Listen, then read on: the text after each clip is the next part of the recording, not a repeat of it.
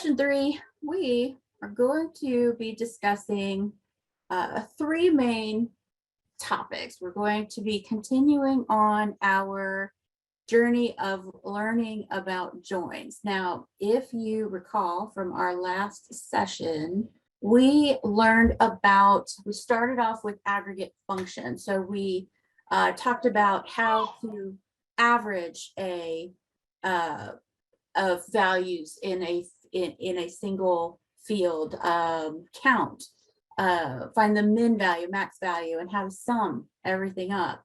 Talked about nulls, how they are an unknown or a value that's just not present.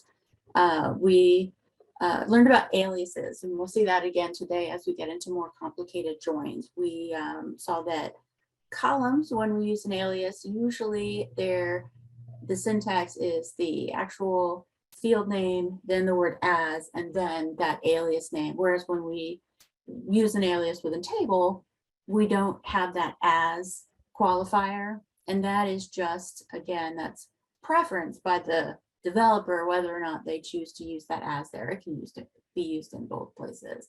We used group by. So we used the group by command with the count, with the aggregate functions, the min max, the average, the sum.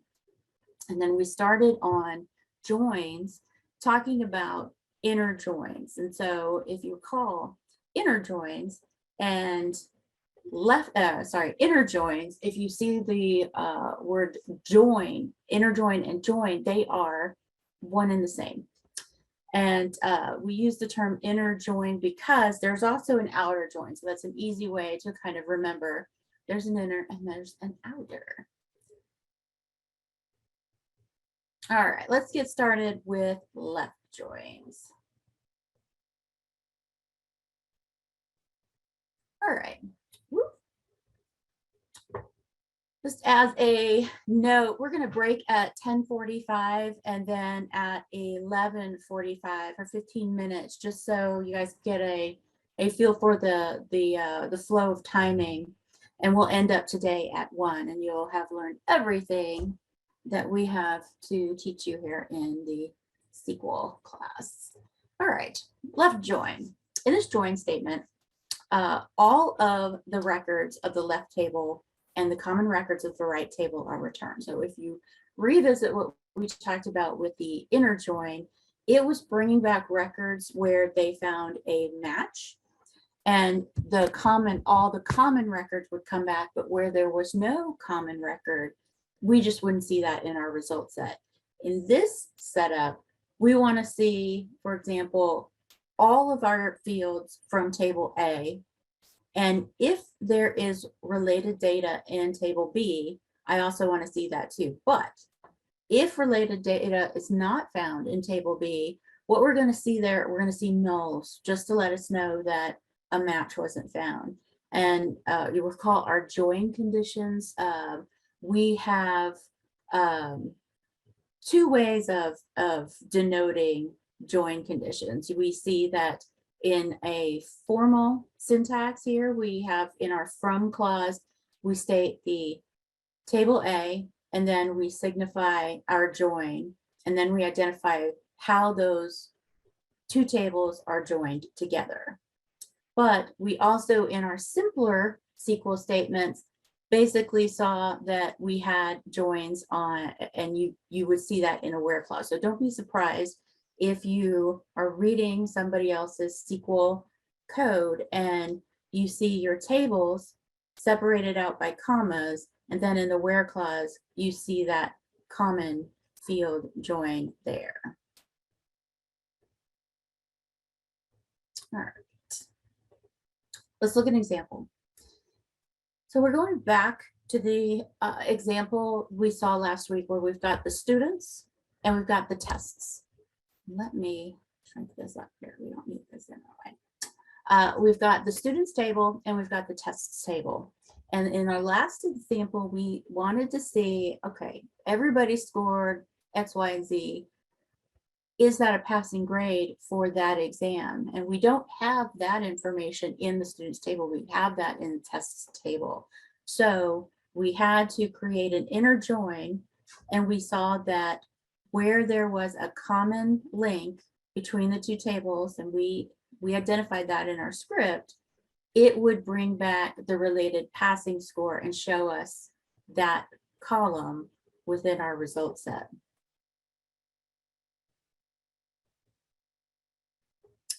So in our new syntax, let me see, let me get this out. Well, we'll leave it there. In our previous syntax, we would have had our select clause, we would have had our from, and then our inner join on students, and that would only bring back records that matched up. Here, where we see the left join syntax, what we can expect to see is all the records in our left side of the join table, tests, and then where matching data is found, it will bring back a value. And if the match is not found, it will just show us null value. So again, we've got our fields separated by commas. Then we move into our from clause, where we start that identifying the table A, and then identifying the join type, and then we identify what we are joining the two tables on. And always, always, always, we have our semicolon at the end. Okay, so just further diving into that explanation, in our test table, we have our exams. Our like field in the students table is the exam field. And our result set. Can you hear me? I thought I heard something. Okay, thought I heard something. I thought I heard you're not loud or something. Thank you. So what comes back is when we pair those two tables up, we see that we've got a match for SQL, AWS, Python, but then network, we don't have exam scores for network. So we do have a passing score, but we don't have a student that took network. And so let's see, let's go to the next. So in our field order, we want to bring back the exam column from tests. We want to bring back the passing score from tests. We want to bring back the student name from students, and we want to bring back the student score from students. We're evaluating everything off of the tests. So we have 4 tests. We want to bring in the matching records if they exist. If not, it's going to bring back nulls. And those two tables are matched up, or the common column is the exam column.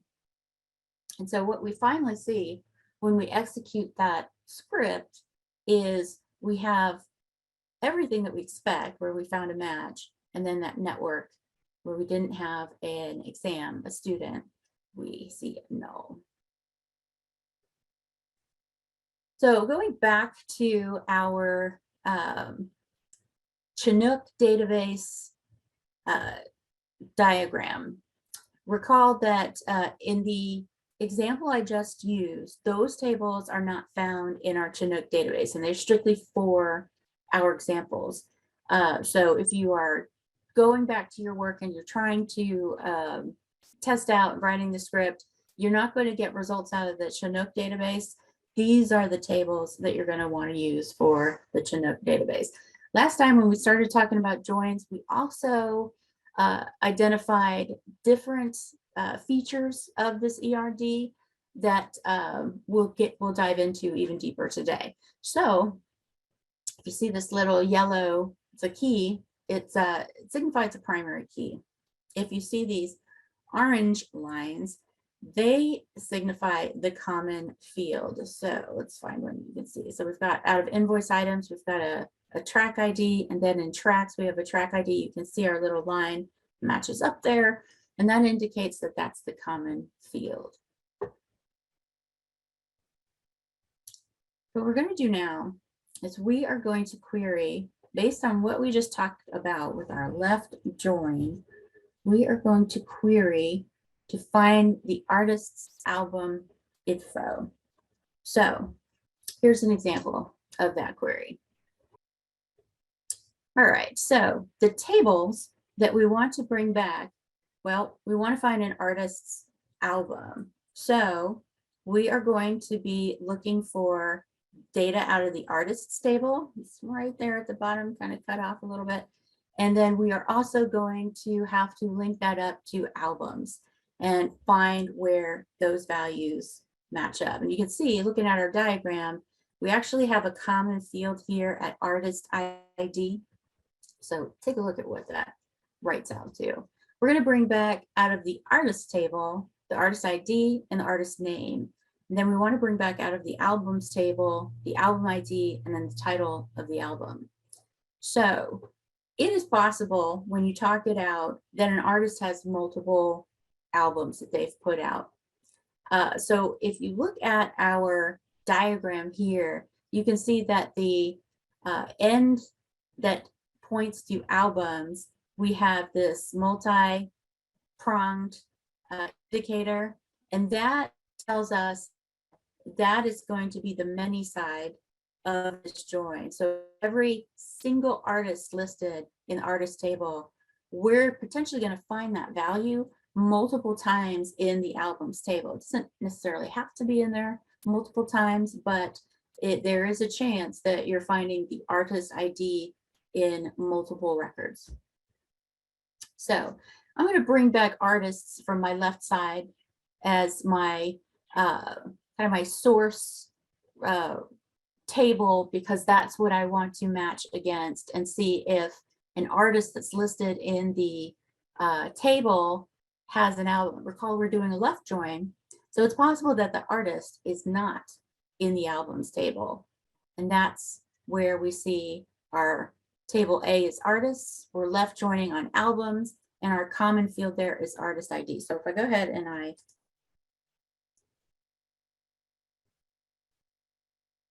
am spelling. You know what I did not do? I did not open Jeanette.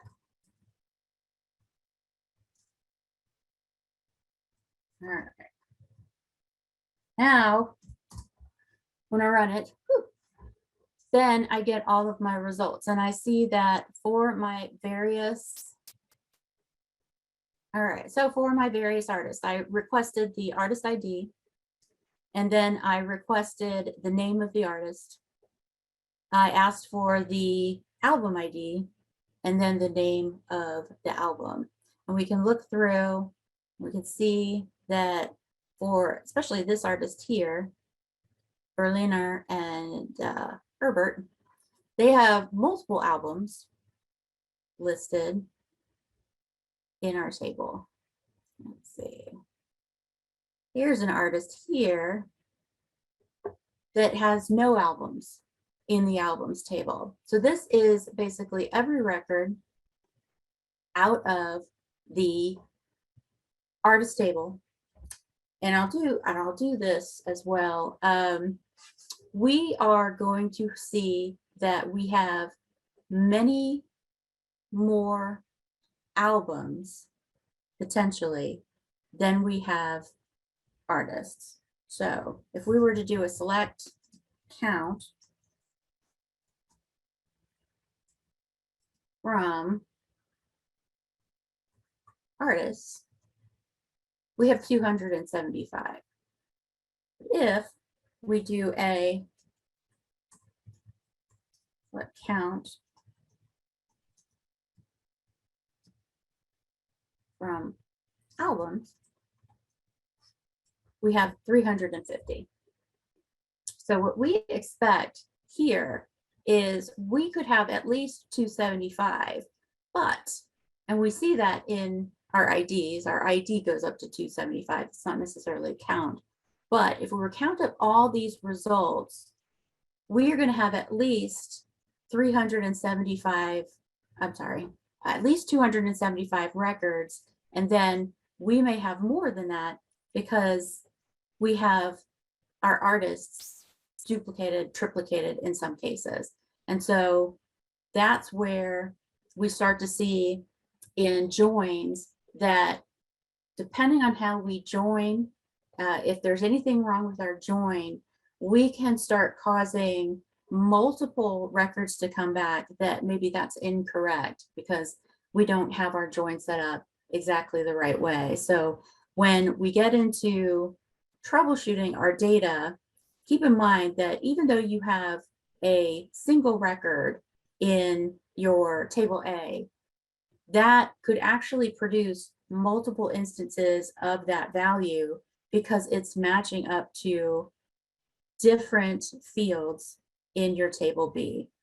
And so for every time it finds a match in table B, you're going to see that table A value repeated.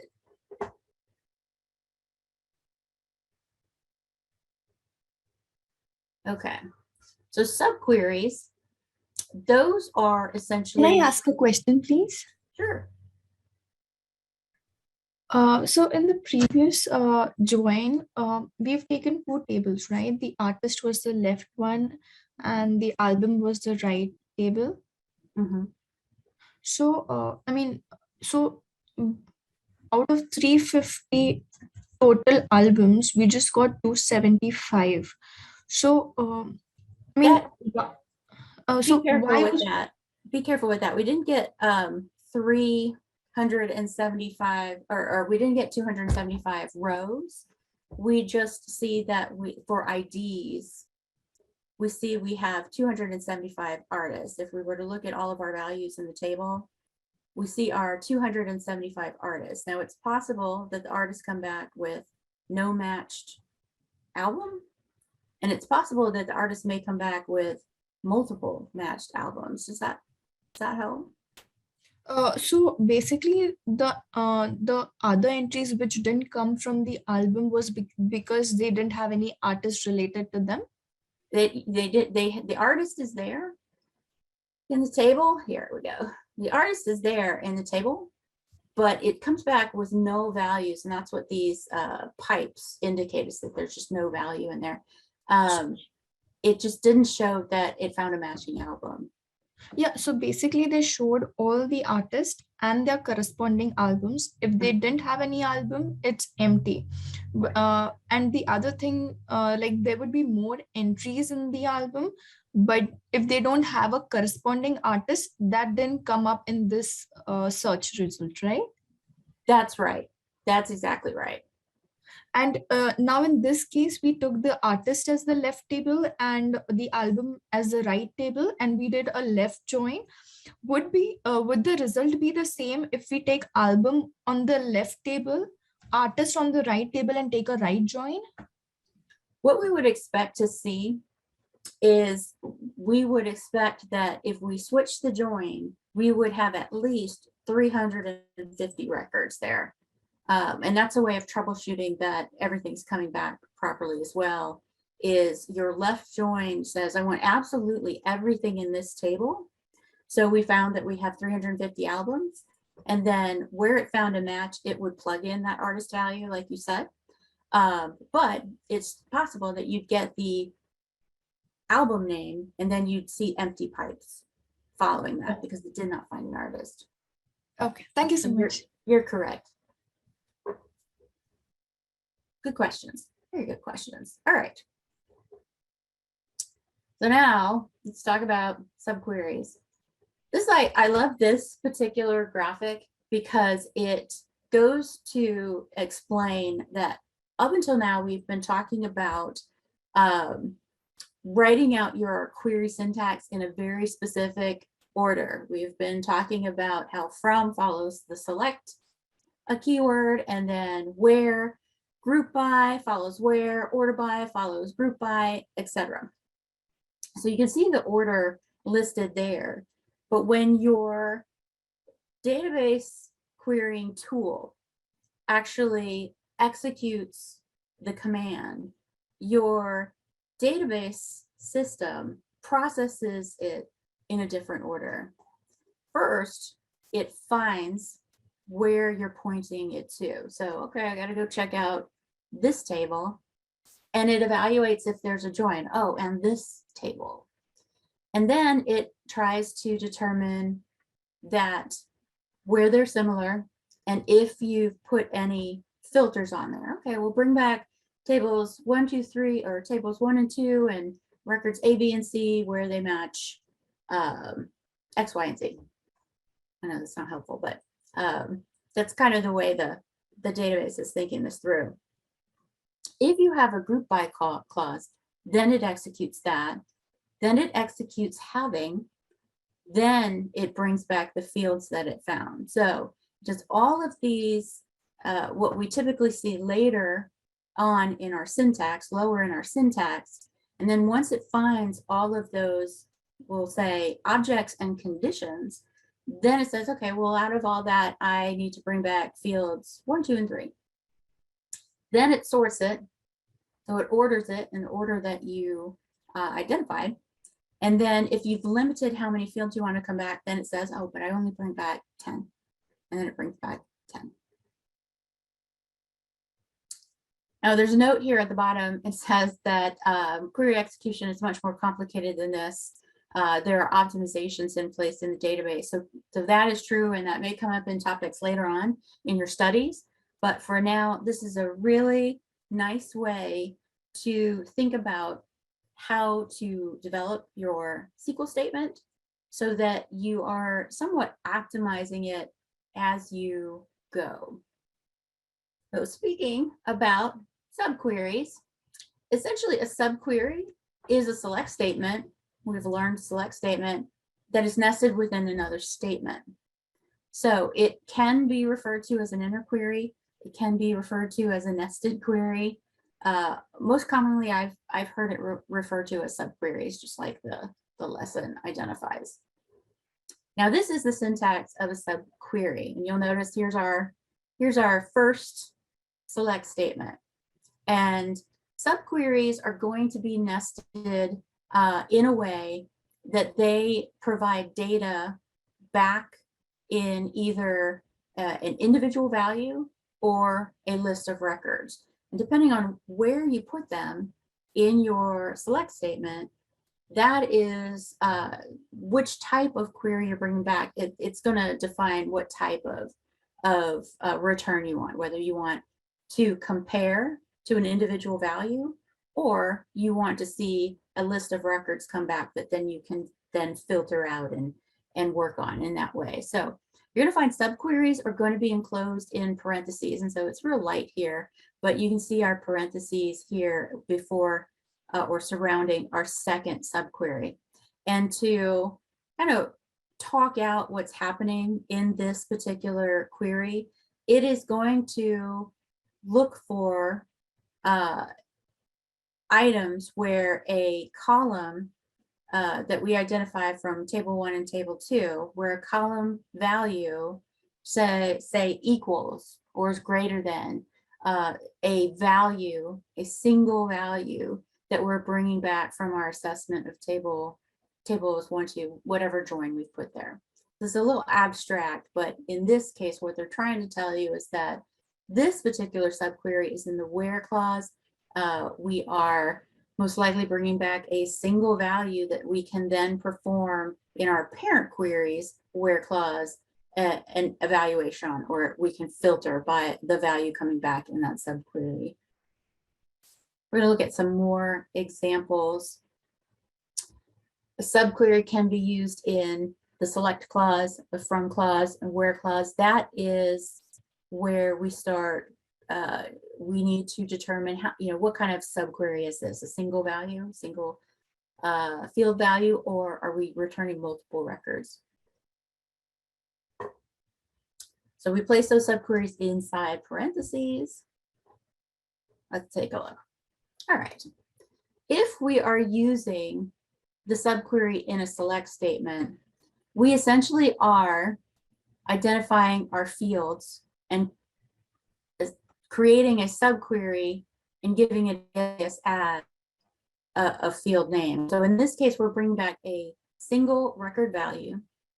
And we're saying that in my result set, whatever you bring back from this subquery, I want you to call the field average line total. So I'm selecting from the sales order detail table sales order ID, line total. Then I'm going out and I'm retrieving the average line total from the same table. And then I'm calling that average as average line total. And this is helpful because we also saw in a previous lesson where we used that aggregate function. This is a different way of invoking an aggregate function. In our previous example, our aggregate function was just in our single SQL statement. Now they've actually embedded that aggregate function as its own subquery within another SQL statement. Let's see, we'll move to from clause. What we saw in our previous example was the where clause, but let's take a look at what it looks like in a from clause. So again, this is a single record value. In the from clause, this is where we can bring back multiple lines because we're essentially, our subquery is just querying a group of records, and then we're giving it an alias and making it something, say its own table name, and depending on the database that you use, there is a difference between a table and something called you might see it in reporting, a query. In Oracle, it's a view, and we're essentially just doing an ad hoc query here, and then we'll be able to bring back records from this subquery and place those the different field values in our select clause.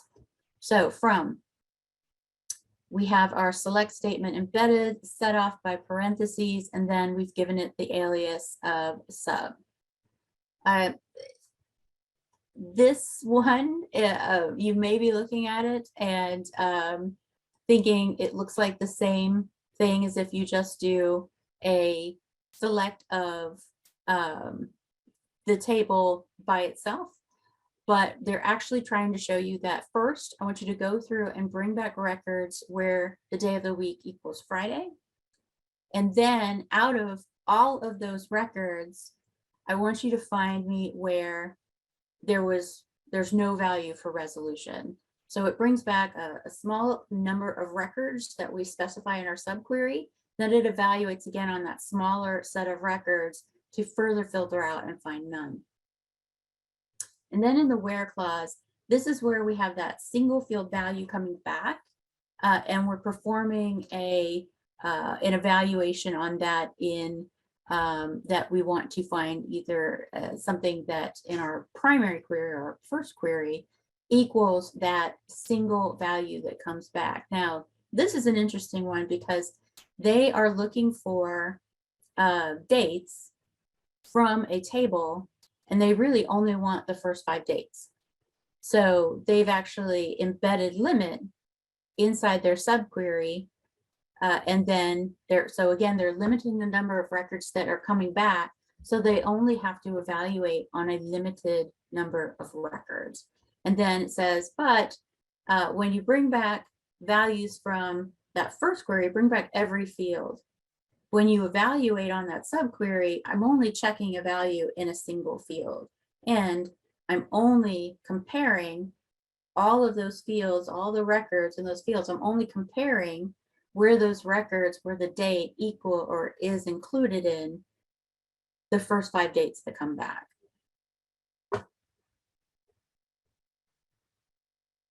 There are 3 types of subqueries, just to identify that. We've got a single row subquery, we've got multiple subqueries, and that we've got correlated subqueries. Single row subqueries, and we had our operators, equals, greater than, equal to, etc. Those are used in the where clause. That's where we were looking for a specific date. So our first query, our parent query, we wanted to evaluate on a specific value in our subquery. And these you typically find in your where clause. So here's an example. Again, we're going back to that employees table. This one is called, that this example is not in our Chinook database. So if you try to write out this query in SQLite, excuse me, you are going to get errors because the first underscore name, last underscore name, those fields don't exist in Chinook. And what we're doing here is we are doing something a little more dynamic than what we may have done in the previous classes. Because in the previous classes, we had examples where we were trying to find salary values. And in this particular example, we want to see the employees who get paid more than Rodney. Well, Rodney's salary value may change from year to year. We don't want to have to go in where we may have written a query that said, oh, well, Rodney makes, here's Rodney here, 87,000. Rodney makes 87,000. So in our more basic queries, we might say, bring back the first name, last name, and salary of employees where the salary is greater than 87,000. Now we want to add in a dynamic subquery so that regardless of how much Rodney makes, we want to see everybody who makes more. So our subquery first, we're going to go through, we're going to evaluate the employees table for a salary value where the first name of the employee is Rodney. Well, we won't get into the fact that you may have multiple Rodneys in your company. We can see in our data in the employees table, we only have one here. But first it goes through and it says, all right, so the salary for somebody with the first name Rodney is 87,000. Then it carries that value up top here and it brings back the first name, last name, salary value from employees where their salary is greater than 87,000. And there's what we get back. We find Robert, Linda, and Jason all make more than 87,000.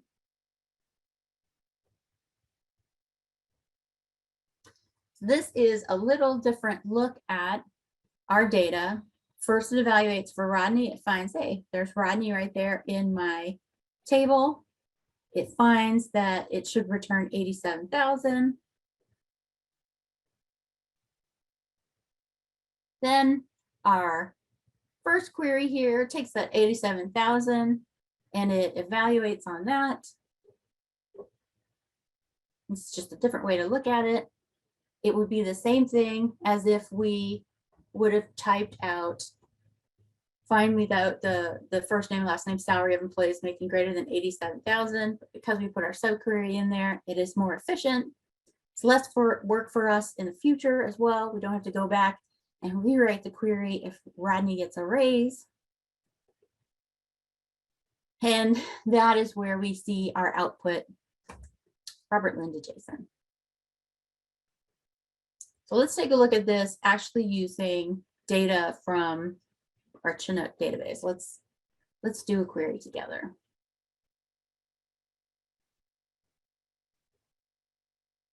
All right, so in this example, we want to bring back the track ID, track name, album ID, info of the album title, Faceless. So put that in here. Let's take a look at what that looks like. All right. Track ID, track name, album ID. Now we have in our select, our first query or our parent query, we have identified from tracks. From tracks, we want track ID, name, album ID, but we only want tracks back where the album is called Faceless. We don't have Faceless or album name rather stored in the tracks table. So that first informs us that we need a join. And then we want to only bring back records where if we can join on albums and we have that common field where it finds a title of Faceless. So my first evaluation or my subquery, you can see down here, it's checking for only albums where the title's Faceless. And then in my parent query, it's evaluating against, it's bringing back the album ID for Faceless. It's evaluating against where it finds in the tracks table the album ID that returns for this Faceless title. So if we execute that, we find that we have these tracks that are found on the faceless album. We, in our query, we only brought back track ID, name, and album ID. So you see track ID, name, album ID. We left off the title field, but if we were to put the title field in there, we could, we would have seen that that 88 represents faceless. Because of the way this is structured, it's not a left join. So it's going to write out, you're not going to be able to write it out the same way you would with a left join. But because our matching value as album ID, we can't bring back faceless. We can only bring back that value that it finds in the tracks table, because that is the only thing we've identified in our parent query that we're pulling from. So all these fields have to be in the tracks table. Whereas when we bring back our subquery value, we need to bring back the value from our subquery that matches our common field here, where we've put this field to evaluate against. Not sure if that makes sense. But that would be the difference between a left outer join and a subquery, is that with a left outer join or join, you can bring back fields in your result set from both tables. You can identify fields to return. In a subquery, where you have the subquery in the example we just saw, you would not be able to bring back in your result set the fields that were found in that subquery. You can evaluate against a value found in that subquery table, though. All right. So that's basically what we are talking about, is if you see a subquery, you can probably rewrite that using a join. So if you're thinking in your head as you see these, well, I just write it this way and I would get back those results, that's possible. This is another method, in some ways more efficient method, when you go through and you evaluate on a smaller record set. And that's where subqueries become a better application of what we're talking about. So let's talk about another example. All right, in this example, we want to retrieve the track ID, track name, album ID of the album title Faceless. Go ahead and bring back that. Got our same record set there. Let's look at how that's different from what we just did. So in this example, we have the same three fields coming back. And again, we want to bring back those fields from the tracks table. But in this case, we joined, instead of doing a subquery, we joined on albums. And we joined on that common field between the two, which is album ID. And then we filtered and said also, but only bring back where the album title is Faceless. Now, because we used a join, if we wanted to bring back the column Faceless too, because 88 is not descriptive enough as our track or album ID, sorry if I keep messing that up, we could specifically say, bring back a fourth field from albums, and that would be albums.title, basically what we have identified down here. So that's a little, that's a different way to bring back the same values, but you have a little more flexibility into what you bring back in your record set. If you use the joins, then you can identify and bring back fields from that, that second table, that table B. All right, multiple row subqueries. Let's get rid of this. Oh, you know what? It's 10:45. I told you guys that we were having a break. So go ahead, break for 15 minutes, come back at 11, and then we'll get into multiple row subqueries. Let me know if you have any questions. I'm just gonna pause the screen and I'll see you back here in 15 minutes. All right, you should see where we left off, multiple row subqueries. So we'll just quick recap what we talked about. So we talked about the left outer join, and that when we use the left outer join, we're bringing back all the records that are in table A, and then we're bringing back common records found in table B. And if there's no match, there's no common record for table B, it just brings back null values. Then we went into subqueries and we looked at the 3 different places we can use subqueries: the select clause, from clause, where clause.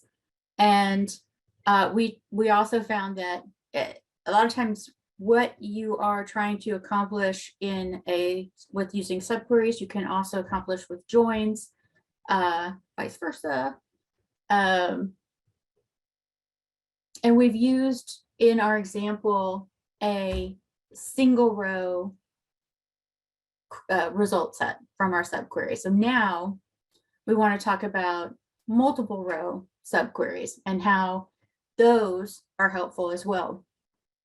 So let's take a look. Let's discuss. So in our previous example, we had in our where clause, we were doing an operator such as equals, greater than, less than or equal to, those sort of operators. And so we had a single value that we were evaluating against, depending on the record that was being evaluated. Now, we can also use in that where clause, we can use multiple row operators if we want to bring back and compare against multiple values. Now, if you recall from our last training class, we talked about in and not in, where we could specify multiple values, and then if there was a match, when it evaluated on the value in a field and there was a match, then it would bring back that record. Let's take a look at an example. So we're back to our employees table again. And we have another table here that we're bringing into the example. So we've got our employees. We want to find employees that work in the operations department. We have an employee table, which gives us a lot of detail about our employee. And then we have a departments table, which doesn't give us detail about our employee, but identifies the employee ID, the department for a specific employee ID. So how do we bring back that? How do we evaluate that in a subquery? Let's take a look.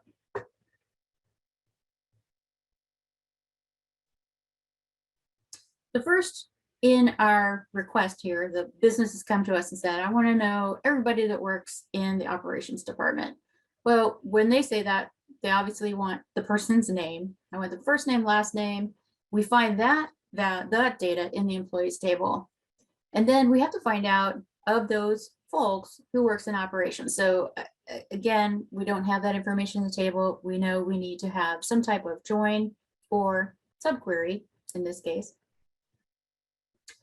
So bring back first name, last name from employees where the employee is in, and evaluate for, on the departments table, evaluate where the department name is operations. So if the employee ID is found in the departments table related to or working in the operations department, I want to see those results come back. Now you may be wondering why we're doing it this way, because we're going to have multiple employees come back from this evaluation here. So employee ID, department name, operation. We see operations in here 4 times. So that's going to bring back, where in the previous example, it brought back one value, brought back 87,000. This particular query is going to bring back possibly, or we expect, 4 different values. And so that's where we have to use the in operator as opposed to equals like we saw in our or greater than as we saw in our last example.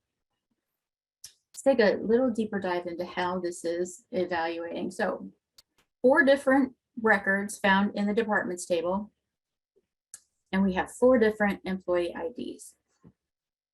So it'll work, it'll bring back those 4 IDs. Then we need our first query to bring back the first name, last name, where we have a match on those 4 IDs. That is the same thing as if we typed out those 4 ID numbers, but this particular query is working smarter because as employees move in and out of the operations department, when we run this query, we're always going to get the most recent snapshot of that evaluation. Whereas if we wrote a query with these implicit values, every time somebody came to us and said, okay, who works in operations now? We'd have to go through and we'd have to find all the employee IDs that work in operations. We type them out. So again, I'm just reinforcing the fact that we build these subqueries so that we can have dynamic results every time. Wherein our previous examples, especially in the first class, we were typing out a single simple select statement, and then we were taking the value we found in that select statement, and then we were running that value in another select statement. This is just the advanced way of doing that all at one time. So our employee IDs are passed to the outer query, and then what comes back for our results, we get Robert, David, Linda, Jason, all working in the operations department. Does that make sense how that was evaluated and comes back based on in this particular example, it would not be an appropriate valuation to use something like a greater than or a less than, because we are not evaluating against a numeric value. In a sense, we are trying to find within multiple data points anywhere we have a match, as opposed to a very specific operator like a greater than, where you have a single point that you're evaluating against and doing that type of comparison. Let's go to our Chinook database.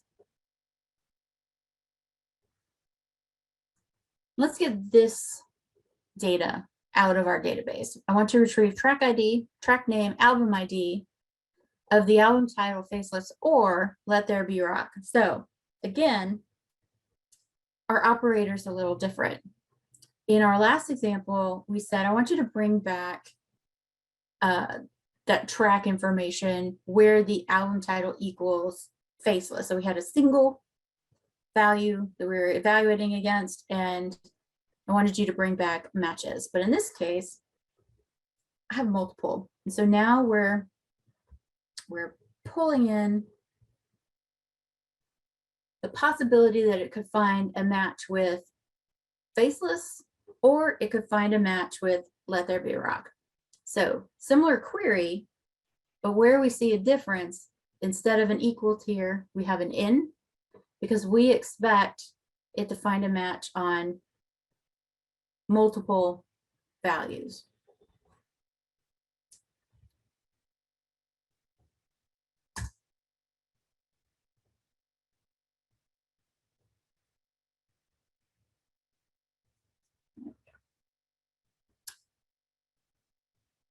And again, where we had, these were our, this looks like our album 88 here. These were the records that came back in our previous query where we see the album 88.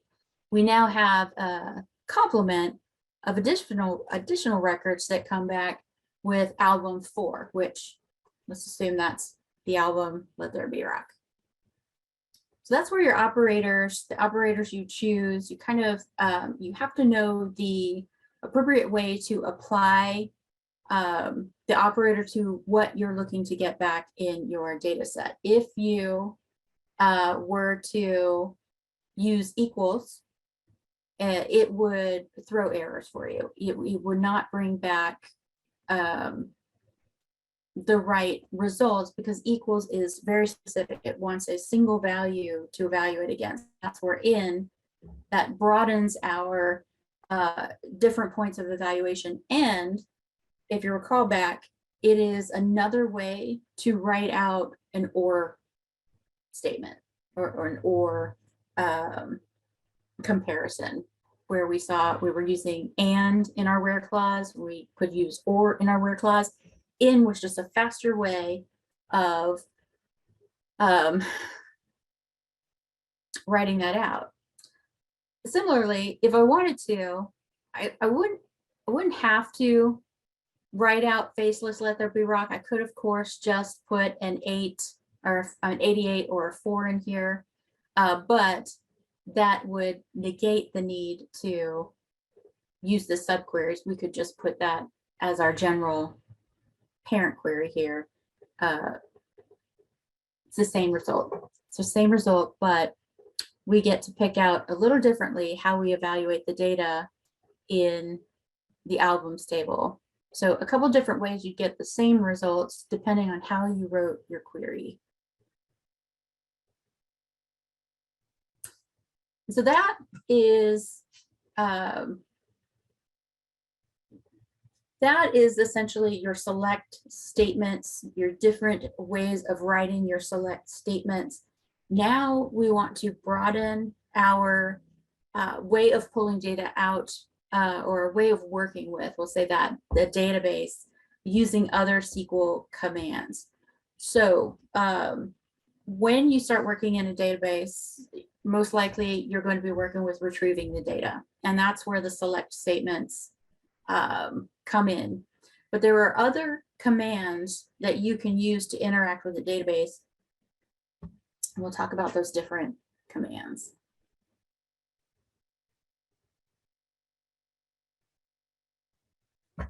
As an overview of the different type of commands, we have 4 different categories. We've got DDL, data definition language, DML, data manipulation language, DCL, data control language, and then TCL, transaction control language. These are not, in a sense, when you hear the word language, these are not different languages. They're a single part, or there are different parts of a single database language, which is SQL.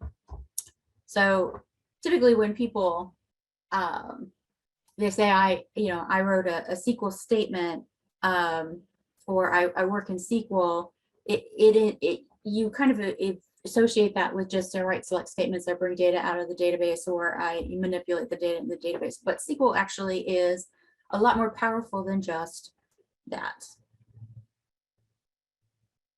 So the first category, the first type, DDL, data definition language, that specifies a database schema. And so DDLs can be used to create objects in a database, like a table, alter objects, drop objects, again, drop a table. And they are used to set up and configure databases. Certainly, you have to create a table before you can insert data into it.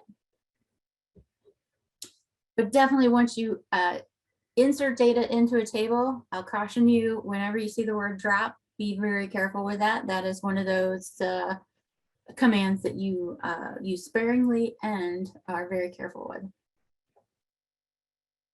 Data manipulation language. So this is typically when people say I work with SQL, this is the stuff that they're doing, unless they're doing database design, which is then where we see the DDL. But data manipulation, that's what we've been doing so far. We've been selecting, we can insert data, update data, we can delete data. These are the commands that are used and considered in data manipulation language. Just a note that you may see the select command grouped into a different category called data query language, but it goes hand in hand, data manipulation or data query.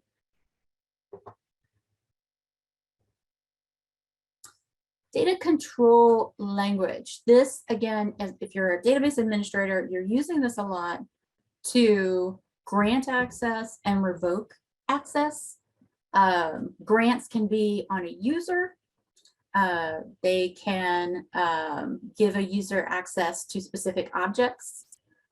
It can also give the user the actual overall access to connect to the database. So grants are kind of broad.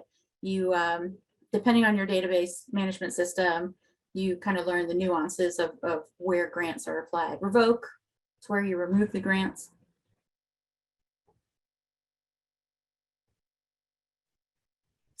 Transaction control. So transaction control, this gets into a lot. You see this a lot when you are scripting. Particularly, I work in a procedural language for Oracle, PL SQL, and when you execute a script and it performs operations on data, at the end of that operation, you have to implicitly say commit. And so if I'm updating a transaction or I'm creating a transaction, I have to then say, after that is all calculated by the database, commit that to the table. Conversely, if my code goes through and it operates, it makes all of its adjustments to the data or the transaction, as we refer to it, and there are issues, I can roll it back. Say, okay, well, don't commit that to the table, roll that back. And then save points are going to be just a save point within your transaction.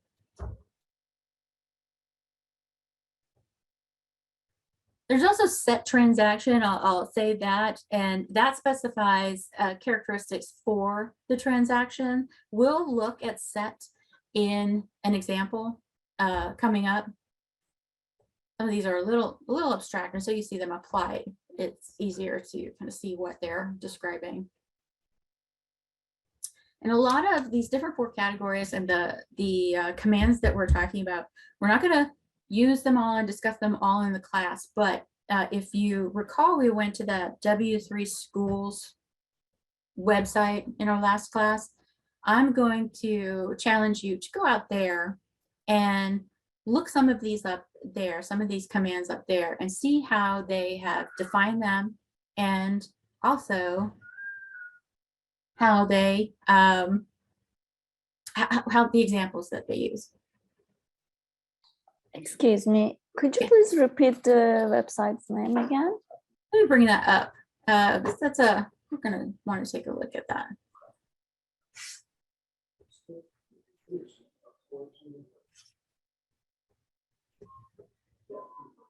All right. The name of the website is W3 Schools. I would, oh, thing keeps coming down. I would combine that with the specific language you're looking to find more information on, because the W3 Schools covers so many different languages. This one will take you right to where we want to be searching for, but we've got information on the select statement. These are examples of similar to what we've been talking about in our classes. This is where we're at. We're going to talk about create. Let's see, I'm in the wrong section, I think.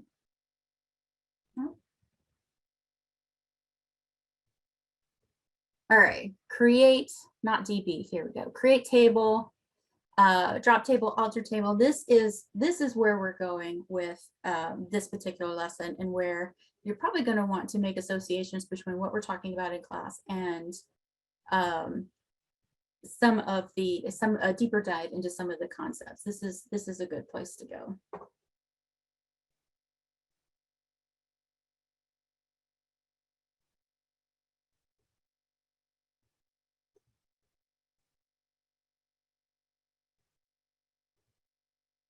I'll bring back our, there we go. All right, before we can talk about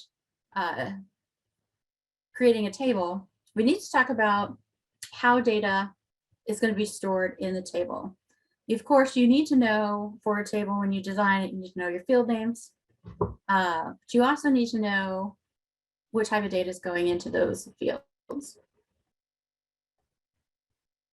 So the data types that we see, and these are larger categories, they do get more granular, but we see strings, we see dates and times, and then we see numeric data types.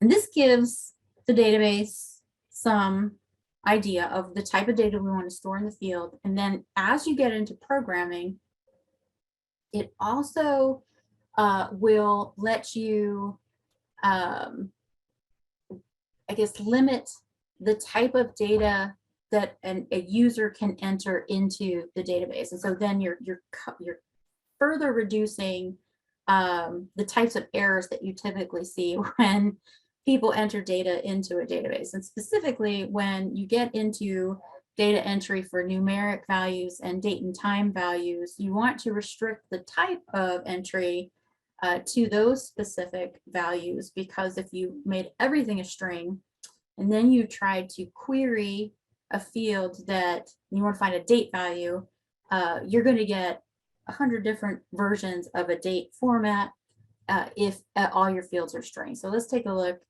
at our first guy here. Let's take a look at string data types. Okay, lots of different string data types. What they each mean, again, I'm going to point you back here. Go to W3 Schools and check out the different data types that you see in this particular screen. I'm going to keep doing this. All right, so let's talk about a few. Char. Char is essentially a fixed length string that can contain letters, numbers, special characters. So it is possible that somebody puts a date into a char field, but they can put anything else, any other combination of characters into that field. The size parameter on a field, I'm just going to put an example there. You'll see it referenced like this. So I've got on the screen char parentheses 4. When you're setting up the data types for a table, you'll often see the data type, and then you'll sometimes see in parentheses a number, or a number comma another number, etc. That essentially is giving the database additional information on. And in this example, you're creating a field that accepts characters, 4 characters. Your length of characters can be 0 to 255. The default character size, the default size of the field, the number of characters you can put in there, it defaults to 1 if you don't specify. Now, similarly to character, where you're saying implicitly, I want 3 characters in this field, I'm always going to store 3 characters in this field, you can have variable character fields, or what we refer to as varchar. Varchar, again, your size of this field, it's a range, but you can go from 0 to 65,535 characters. That's quite a bit. And if you enter in 4 characters into a varchar, it only stores 4 characters. If you enter in 1,000 characters into varchar, it stores 1,000. So where you're always storing in a char a specific number of characters, varchar is very dynamic. Binary size. So binary byte strings, 1s and 0s. Similar to char, you are storing a specific number of binary characters. Variable binary, you're able to store a variable number of characters. Now, blob text enum set, blobs are large objects, so you'll typically see stored in a large object, a text file, images, things like that. That's another field data type. We're not going to get into these, but if you go into development, you go into developing databases, you definitely come across this. So I'm going to point you in the direction of W3 schools to learn more about them, but I don't want to explode your head too much with getting into all these various different field types. You definitely get into them when you learn program language. So date and time types, different ways of cutting this up. So date, go back here. So date types, you can store just a date. And a lot of times you can see dates with the formats, especially see this if you're shopping online, you see, okay, put it in month, day, year format, or you see, put it in day, some slashes, month, slashes, year format, right? So you see all these different ways of entering in a date.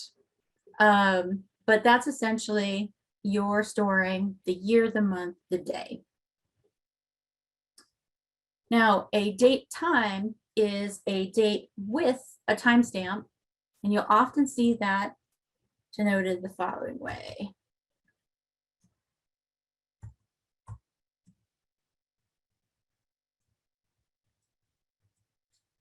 That is hours, minutes, seconds. So your date format space, hours, minutes, seconds.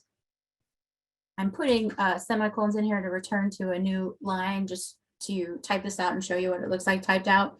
But this is not database syntax. So please don't think that I'm doing anything in the database. I just want to show you how it's written out a little differently than in the different ways you can see that denoted in the database. So timestamp, essentially, that's just going to be our hours, minutes, seconds.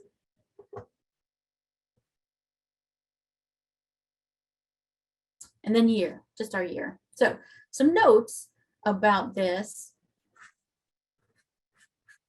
When you are looking at a range of days, obviously you've got your dates, 365 days of the year, your timestamp, you've got that 24-hour clock that you work with. So 000101, the first second of the first hour, to that, you know, last second of that 23rd hour. So that's what your range there that you're working with. With a date or timestamp, you can add a specification on your data type to use default or on update on your column definition. So you get automatic initialization when entering data into that field. So default date that you put in a field could just be the system date. On update could be the date and time that that particular record was committed to the table. So there are different ways of identifying when you're working with transactions in a table. You can specify when an entry is added to the table with your date and time, essentially these automated insertions based on your system clock, which is helpful. Then nobody has to sit there and enter in, well, I entered this in at 1:30 in the afternoon. It is a time saver, to say the least. It's also necessary in auditing. You want the system to create these stamps so that you can audit when somebody entered a transaction, edited a transaction. And if you deal with auditors in your day-to-day business, this becomes very relevant.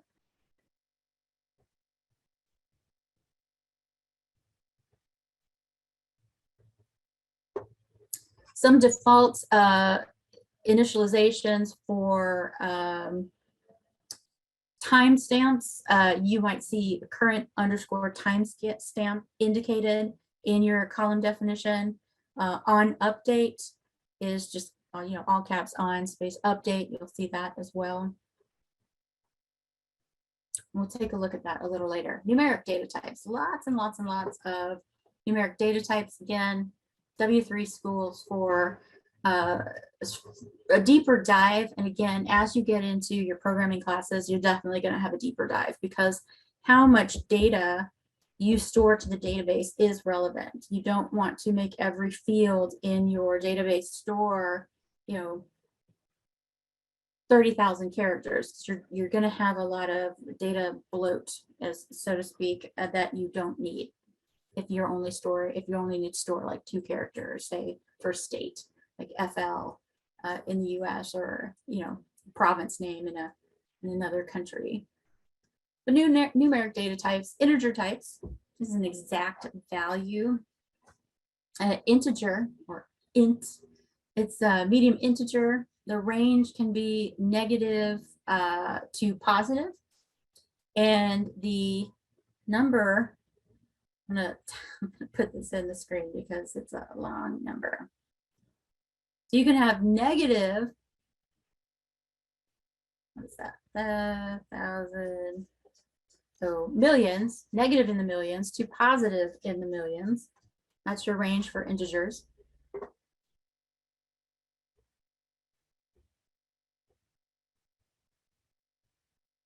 You can have a float where your floating point is approximate. So the point number, the total number of digits, is specified in size, but the number of digits after a decimal point is also defined in this, so that you have, say you say, what is that going to look like? That's gonna, I want to put in a float that I'm going to allow for 24, a size of 24 characters in this field, but I'm going to require as well 2 decimal places. So that's a float, and that allows us to introduce decimals into a field as opposed to an integer, which is a whole number. And then you have other terms of floats. You have a floating point, fixed point, and let's talk about a fixed point. When you add a decimal setup like this, that is a point. And so you can actually say, I want a float that's 24 characters, but the decimal can, you're not fixing it in exactly 2 spaces. You can have a decimal point that adjusts.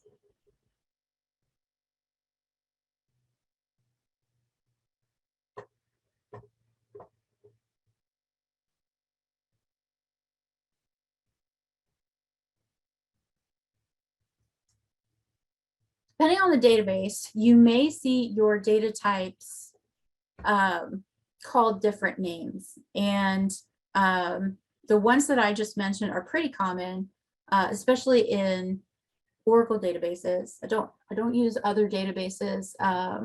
Haven't used other databases in a while, but you'll also see different database types. You might see character in Access or something to that effect. So depending on the database, you're going to see your data types called something different, possibly. So always check the documentation on the database to make sure you get that right. Because if you're in an editing tool and you specify a table name should be a varchar, and the database doesn't understand what that is, then you're just gonna have to go look at that documentation anyway, but or Google for it. Let's talk about Ddl Command. So this is our database definition language. This is where we start structuring our tables. That is where what we just talked about, the data types, becomes a part of our SQL syntax. So when creating a table, we actually use, this is our keywords, create table, and always denoted with create space table. And then we give our table a name. Followed within parentheses here, you have your column definitions. Columns 1, 2, and then that's where after each column name, you specify the type of data that you're going to store in that table.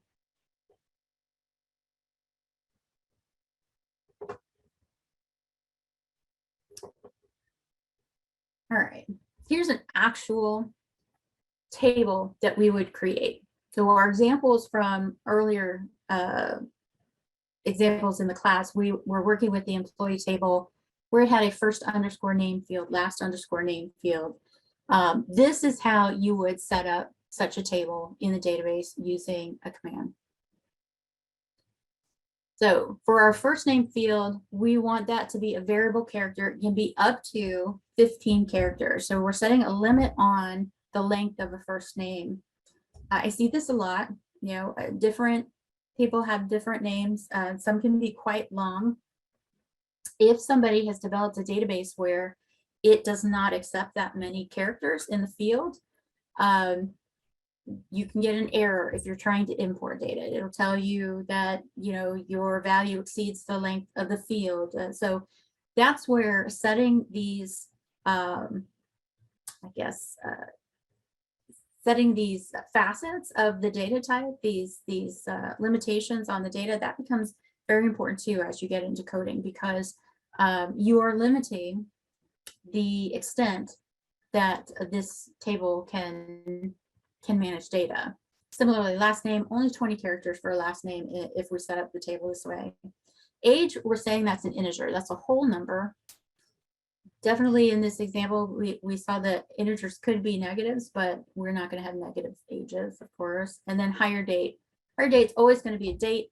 We want to be able to query on the field hire date. We want to be able to make comparisons, use those greater than, equal to, evaluations on values in a date field. So we always need that value to be the same. We need it to be the same format. Rather, I'll say that. So we're going to enforce that the data entered into the hire date field is a date, and then we can enforce what that format is as well. Excuse me, ma'am. Ma'am, is create table is only capital letters? It doesn't have to be capital letters. Again, SQL is not capital, it's not lowercase specific. When you write the SQL out though, and I'll say this over and over, it really makes it easier to read if you combine your caps and your lowercase. But if everything's caps, no problem. If everything's lowercase, no problem. Where you do need to be case specific is where we were seeing those comparisons made in the where clause, though it has to be equal to. That's where your case sensitivity comes into play, because a capital C stored in a field is a different value than a lowercase c stored in a field. Does that make sense? Yes, ma'am. Thank you. All right. Good question. Love it. All right, query time. All right, so we're in Chinook, the Chinook database. We want to create a table. This table, we're going to name leaves, and it's going to record our employees' annual or sick leaves. And I need 4 columns in that table. I need the ID of the record, so the record ID, need the employee ID to show who took the leave, and then the start date and the end date of the leave.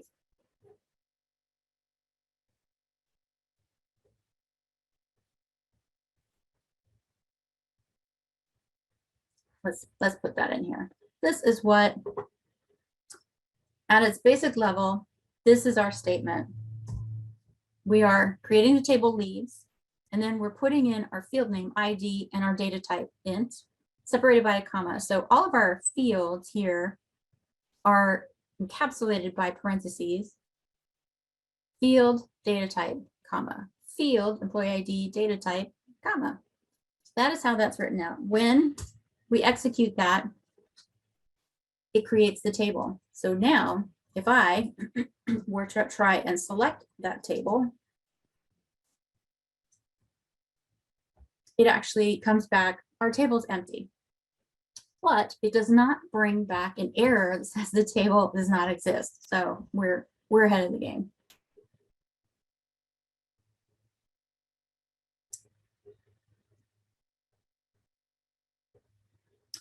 Well, right before break, I'll leave you with the concept of drop table. This is very dangerous command.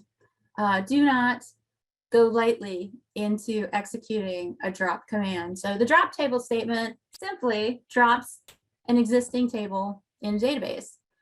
Deleting the table will also result in a complete loss of all the data. You will also find for a similar type of command is truncate table. Now the difference, truncate only removes the data, so that table structure remains. Sometimes when you are working in interfaces and you are testing out bringing data into a table, you will truncate that table in between tests, so that when you bring the data, you run that interface again and bring that data into the table, it has a clean, empty table to work with, rather than potentially seeing duplicates of the data you imported in previous tests. So that's a common use of truncate table. If you're in production tables, just stay away from those unless absolutely appropriate to be running this commands. SQLite, as a note, does not support truncate table, but you definitely will see it in other database management systems. All right, so you can, if you are in SQLite, you can also drop table leaves, and then if you do your select statement, it'll bring back, I don't have that table in my system. So that is how the create and the drop work together. So if you did go through and just drop that table, if you're playing along, create it again, because we're going to use it. And I will let you guys off on break. I'll be back here at 15 minutes, and I will see you soon. Okay, we're back at it. Go ahead and put yourself on mute if you would, please. And this is the most complex series of things we're going to talk about, because we're now further drilling down into the nuances of table, I guess, table creation, data insertion, that sort of thing. So where we go now is one of, we're building on that creating a table concept. And this is used with interfaces or in programming when you are at, when somebody's using a form and they hit the, say they hit the OK button and it saves that data to the database. Some system, some technology, as you type it into the form and you move from field to field, then it's committing that data to the table. So this is where we start to look at syntax of operating with data and the table. And the first concept we wanted to talk about is insert into a table. So you can see the syntax there. We've talked about tables, we've talked about field names, and we're inserting, in a sense, data into a table, into specific columns. And we have to follow up that command with the actual values we want to insert into those columns. So the syntax is essentially, you've got your insert into keywords, your table name, got your parentheses, and you've got your column names separated by commas. And then you have the keyword values. Again, you've got your parentheses, and you can have your field values separated by commas, but then you also have multiple rows of values. So this is where this more complicated syntax down here, that's what that's representing. So this is kind of more of a single row syntax, single row of data that you're inserting into the table. This is your, I'm inserting multiple rows of data into a table. Depending on what you're working with, you can write your insert into a command multiple ways. One way you can identify all columns and insert values and provide values for all columns, or you can specify specific columns and then only provide values for those specific columns. Make sure that the order of values that you enter is the order of the columns that you specify. Good one.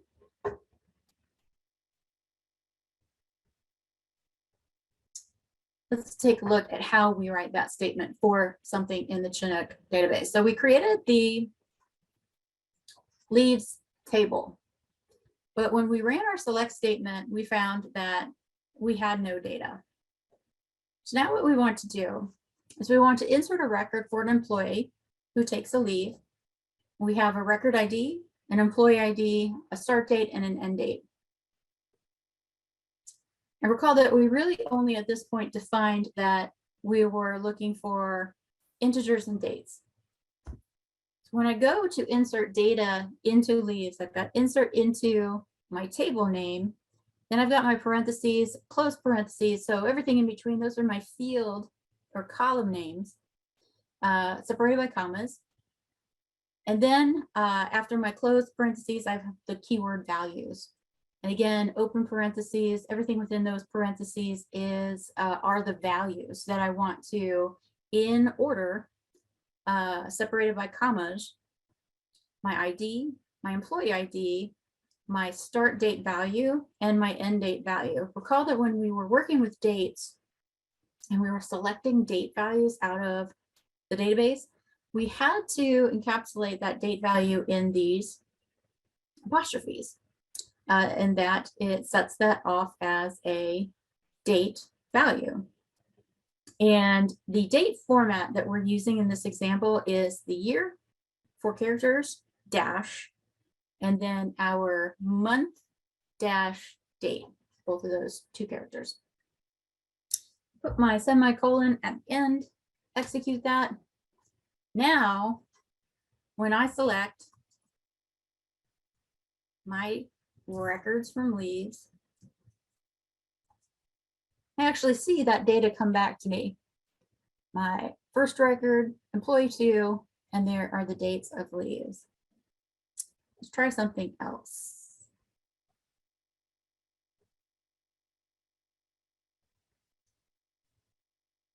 I'm going to insert another record.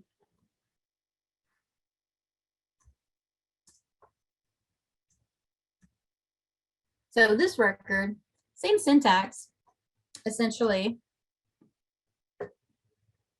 I have my 4 fields. I have 4 values, but in this example, I have given each record an ID of 1. And so this is where the concept of constraints comes into play. Because you definitely, when you're numbering records, say you have albums, you're entering into the album table, you don't want 2 albums with the ID 4, because if you were using some of the queries we used earlier, and you were matching on find me tracks on album 4, and you had 2 album 4s, you would get a very crazy record set back. You would get incorrect data. So this is where we start putting restrictions on how data can be entered into the table. Let me give you another example.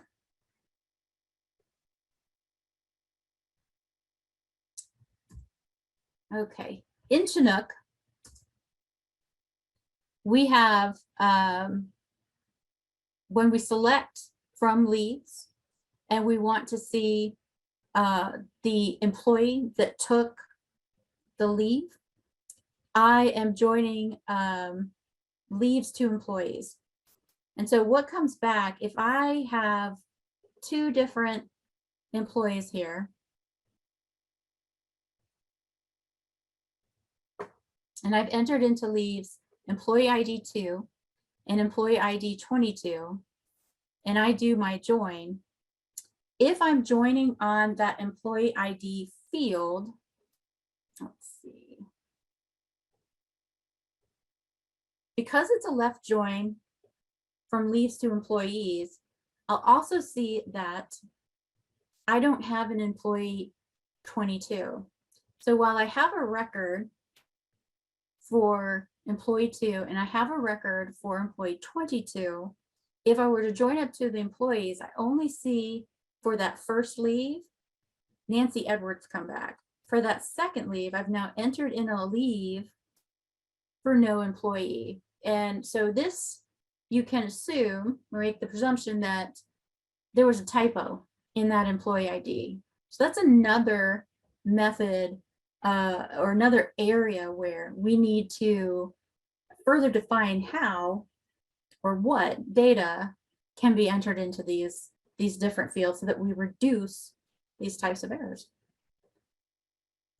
So let's talk about constraints. Constraints, they're specified when the table is created, or they can be specified if you use an alter table statement.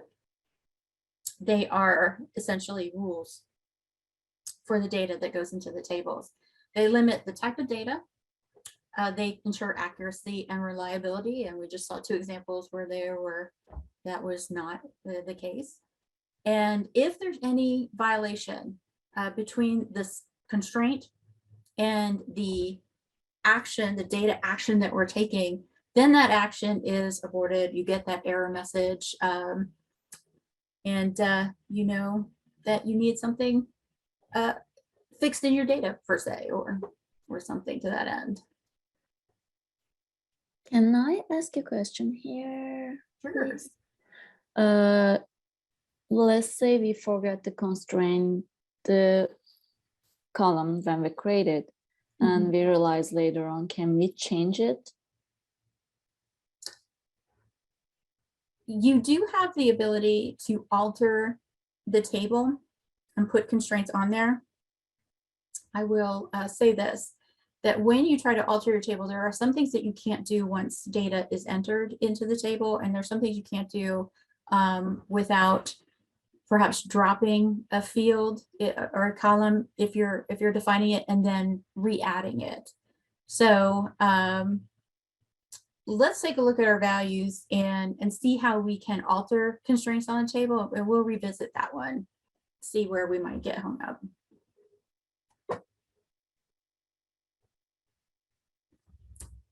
A lot of times it's your database system will tell you when you can't do something, and you may not see that in another database system. So let's go with that for now.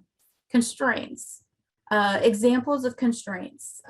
We can specify that a column cannot be null. This is especially important if we are adding in row ID numbers. If you have a row, you need an ID for it.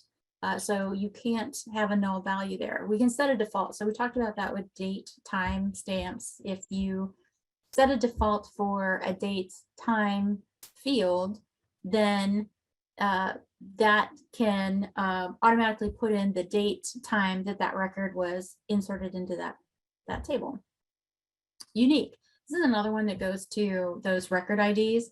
We can ensure that all values in a comment are different. So you're doing an ordered sequence. You don't have what we saw in our example where you have 2 record ones where you're trying to number out the records. Primary key, it uniquely identifies each row in a table.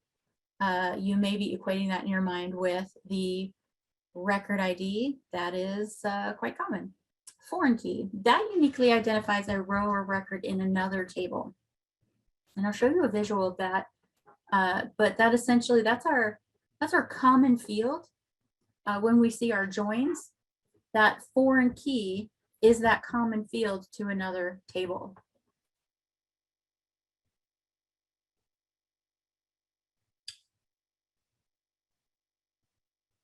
One thing that's not up here is the constraint index. And indexes are used in database tables to speed up the retrieval of data. And so you may hear that term in your future studies. That is also a constraint that you'll see. Primary key. primary key is a column in our table that makes each row unique. In our example, we had 2 record IDs of 1. You can see that the syntax for identifying a column name as a primary key is to simply put in after your data type the keywords primary space key.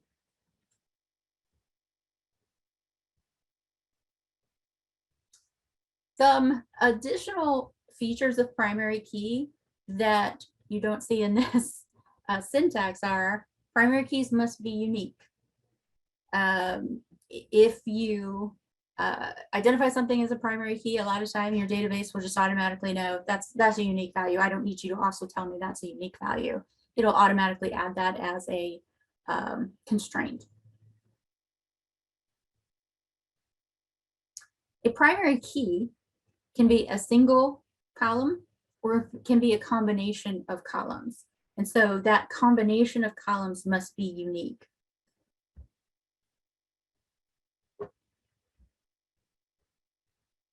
And an example I have of a primary key in something that you may use every day is Instagram. Your user ID is a primary key. No 2 users have the same user ID. That is unique to you. Nobody else has it.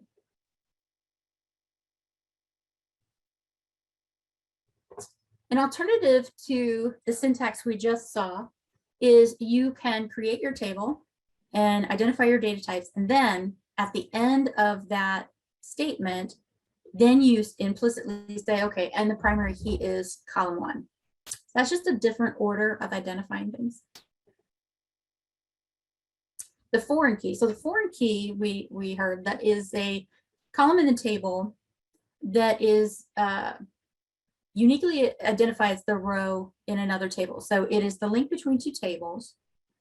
It is a field, or it can be a collection of fields in one table that refers to the primary key in another table.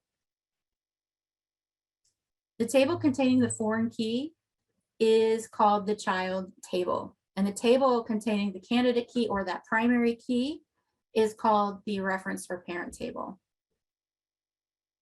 From diagram and database, let me see where we are. Let me find there we go.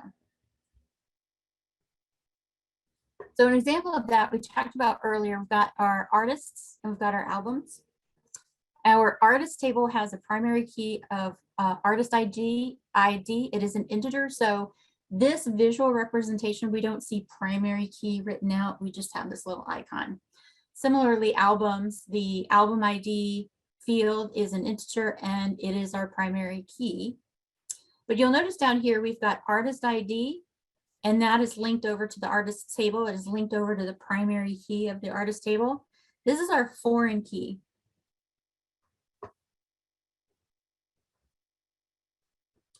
So another example of that is we've got 2 tables, customers and orders.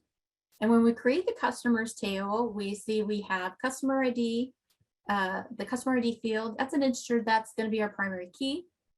So we can also assume that that is a unique value. Then we're adding in our customer's first name, last name. They've specified this as text, and that is synonymous with the string. So depending on the data types that your database management system accepts, just know that when we say string, it's text. Text specifically, I would say it does not allow you to put in the special characters or numbers that could also be referred to as alpha. That's a different way of seeing different restrictions on a field. Orders. There's our orders table. We're creating the table with an order ID field, it's integer, it's primary, order number, customer ID, both integers. And then we're specifying in the orders table that it has a foreign key, and that foreign key is the customer ID in the customers table. So foreign key is called customer ID. It references the customer ID field in the customers table.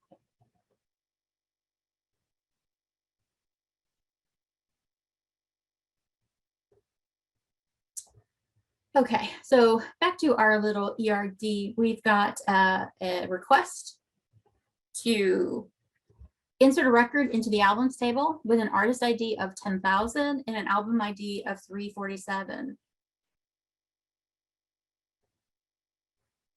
So let's go ahead and put that in there. Now, when we look at the artists, when we look at the albums table, we know that we have our 3 fields, and you can see with this insert into albums, it has identified those 3 fields. Then it's given me the values, followed the values. I want album 347. I want it to be called my new album. And the artist is, in this one, we have in our text, we have 1,000, but in our lesson it says enter 10,000. So let's see what we get. So we get this unique constraint failed, and I'll tell you why, because if we select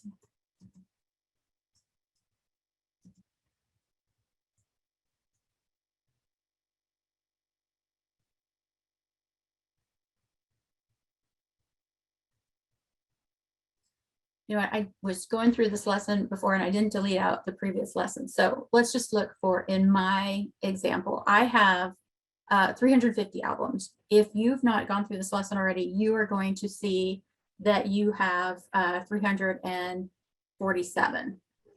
So in my example, I'm going to switch that up just a little bit. If I were to put in here, I want my album to be 350, I would get 347, 350, any one of those values, I would get that unique constraint error that we see.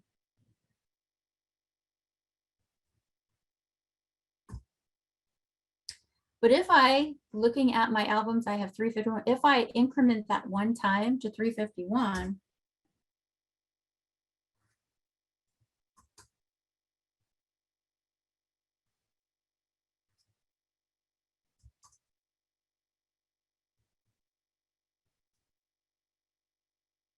can't win here. I'm all fat fingering today. All right, 350 and our semicolon.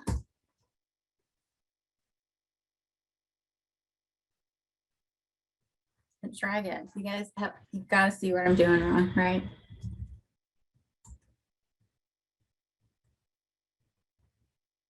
I should put the right number in there. Okay, so I'm creating a new album. I want a number at 351.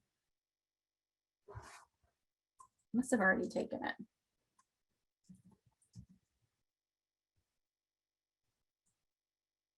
Yeah, it took it already. So let's do this again.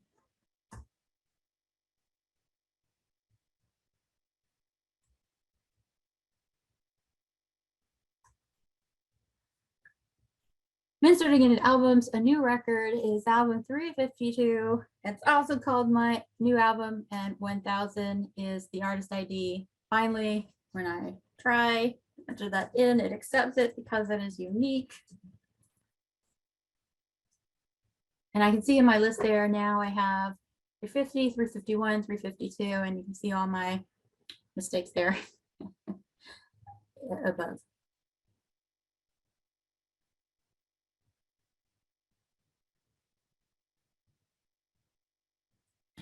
Can I ask a question, please? Mm-hmm. Like initially you tried 351 and I mean, I see that record as well. So why was the error showing when it is already entered in? Why was the error showing when what? I think this 351 entry was not there earlier, right? But when you ran the query, it came, but it also showed an error saying a unique constraint error. So why did it show an error and yet update it in the database? I had some trouble in my earlier queries that I was putting in there. I didn't put the semicolon in the right spot. So it there was another character. So it executed the query, semicolon, and then it found another character, and then I got an error. So it was difficult to see what it did, but it did commit that 351 record, but then brought back an error because of the following syntax. So that was what happened. It will it will give you that syntax error in the right spot. And hey, I showed you proof of it, unfortunately, but that's what I think happened there. And when I was fumbling around, Okay, thank you so much. I think, let's see.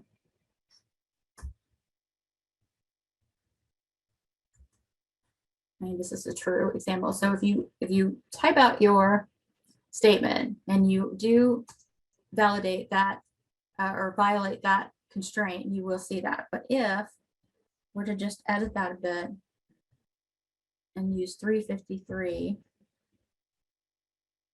so 352, then it works fine. I can just select my records out. So that's essentially what you should see, it, not that horrible example that I demonstrated. All right, so then there's your new albums.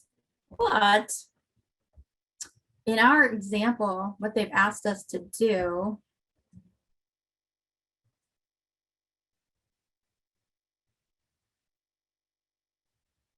asked us to enter in a record for the artist 10,000.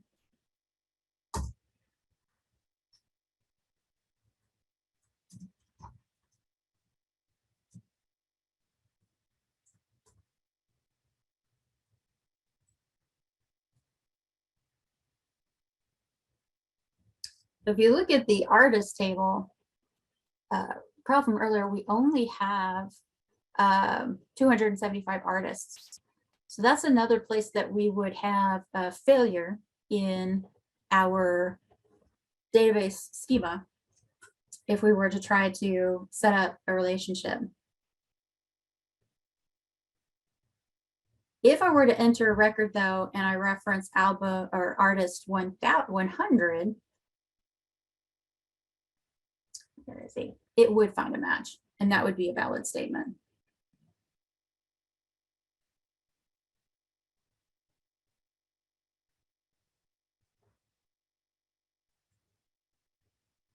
Let's take a look at another way to insert data into a table real quick. Let me find my cursor. All right. So in this example, I'm inserting into albums. I've got my title and my artist ID. I'm inserting the album of the values, my new album and 100. When I enter that in, it actually doesn't give me unique restraint. And that's because we have an auto increment, a rule or constraint set up on the albums table. You can see if I select albums,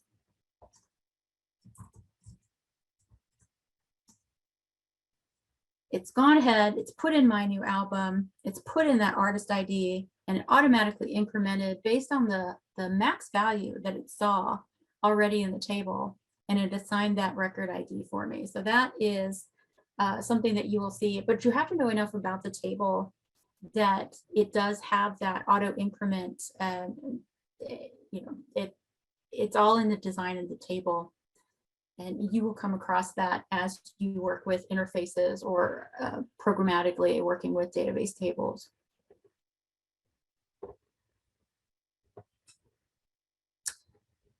In a null situation, in a column constraint situation, we specify that columns can't be null.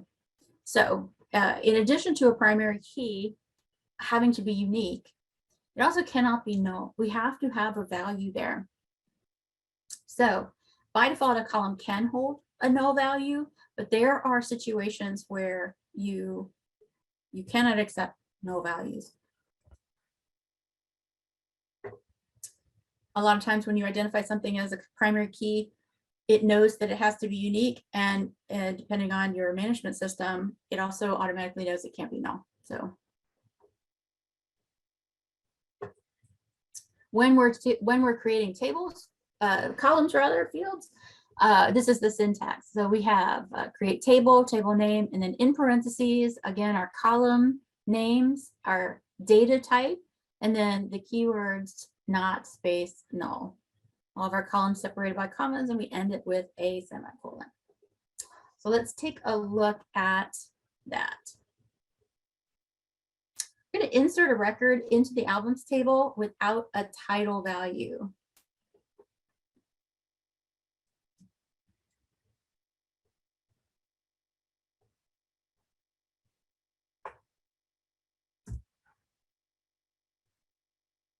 So we saw in our example, we have an insert into. In our previous example, we had the fields title and artist ID.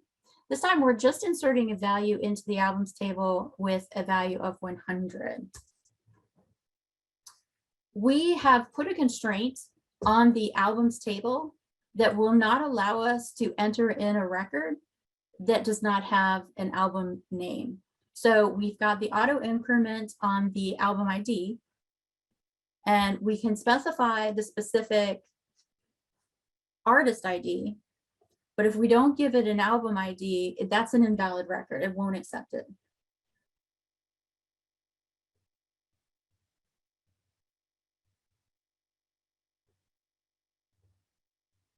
Take a look at another example. We did talk about when we talk about nulls, we discussed that they're not the same thing as an empty string. And an empty string is specified as 2 apostrophes with nothing in between, no space, nothing. So when I insert this record into the albums table, I do not violate that null value restriction. Let's take a look, select.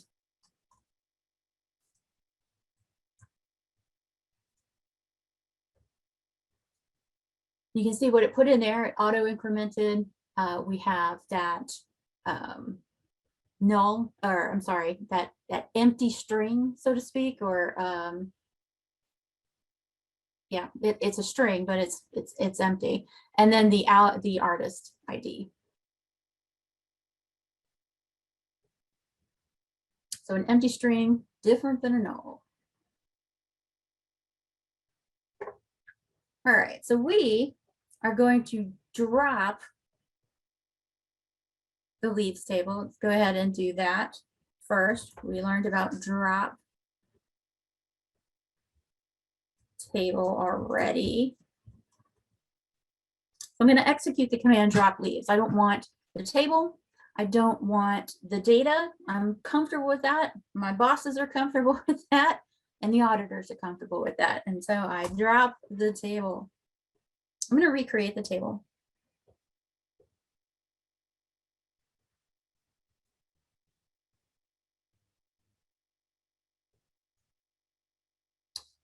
All right. Let's talk about what they're looking for.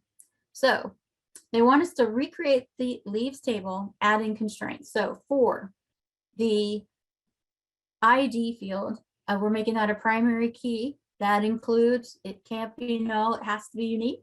And then I'm adding in this function right here, auto increment.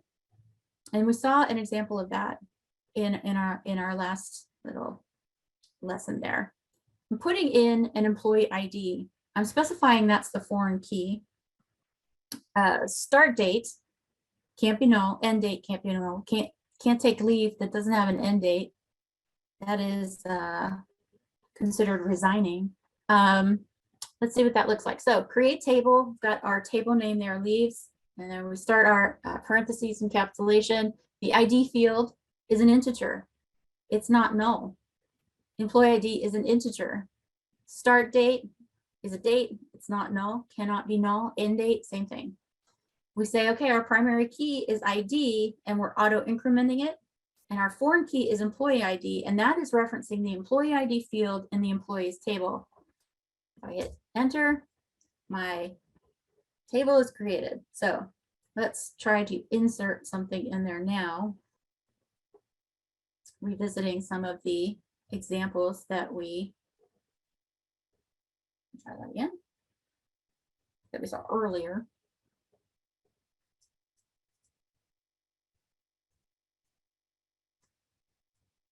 All right.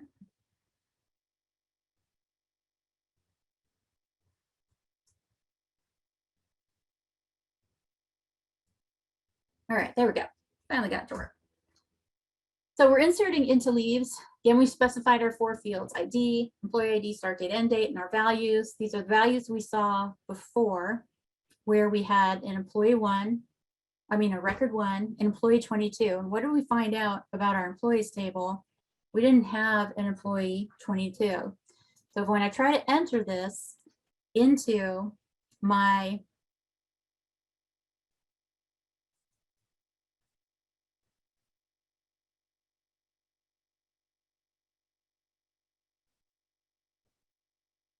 I got ahead of myself. So when I try to enter this into the leaves table, it lets me put that value in there. If I try to put in our second example, where we tried to put in another record record ID 1,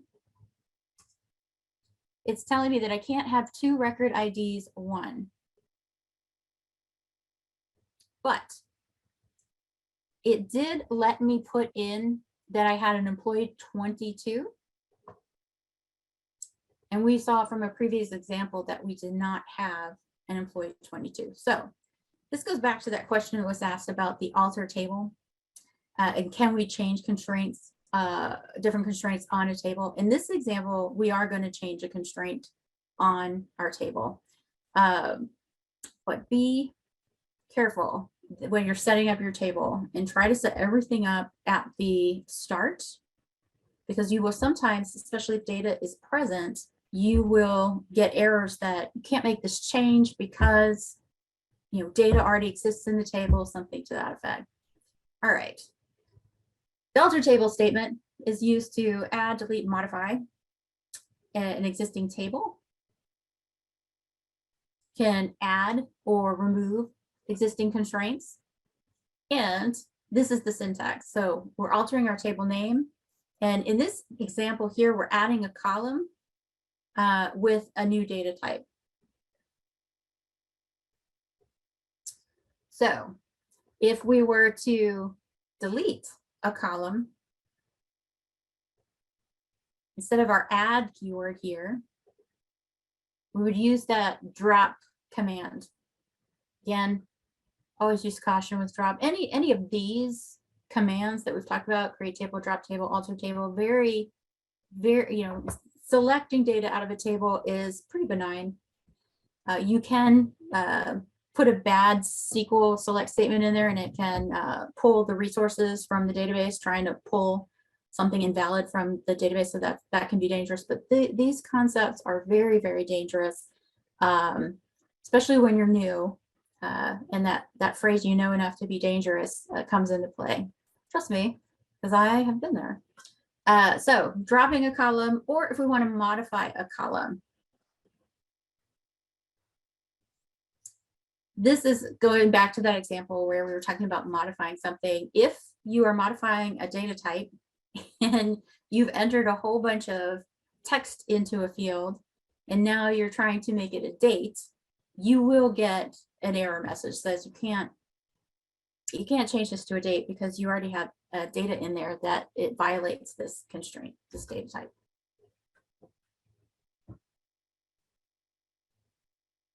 So query time, what do we want to do? We want to alter the table name of leaves to employee leaves. So let's take a look at that. So what did we learn? We learned that our syntax can be the keywords alter table,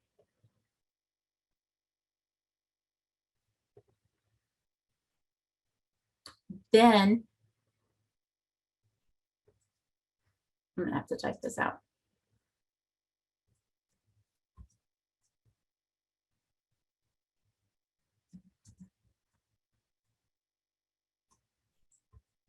So we are going to alter the table leaves and we're renaming it to employee leaves. So let's execute that.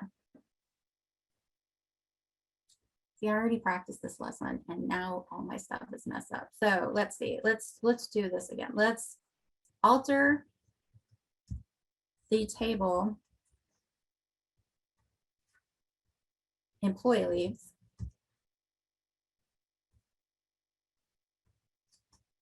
Let's call it annual leaves. So if I were to go in and try to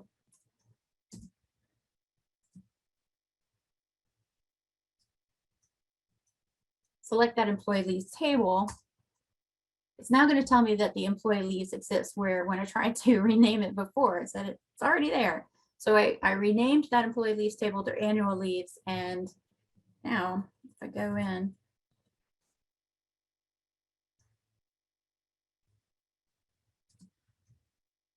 and I select from annual leaves,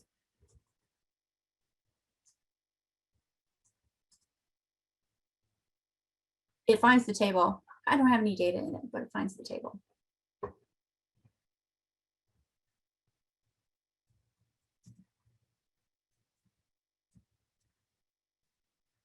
All right, so going back to our leaves table, we have one record currently. We're going to add to our table. We have our record ID, our employee ID, and our dates. We're going to add a field or column to that table, and we're going to call it leave type. We're going to limit that to character entries only, and we're going to limit the length to 30 characters. So now when I do select on leaves, I actually have a pipe now after my date, my end date, specifying that I have another field there that could have data, but it just happens to be null. Let's take a look at entering data into that table now that has a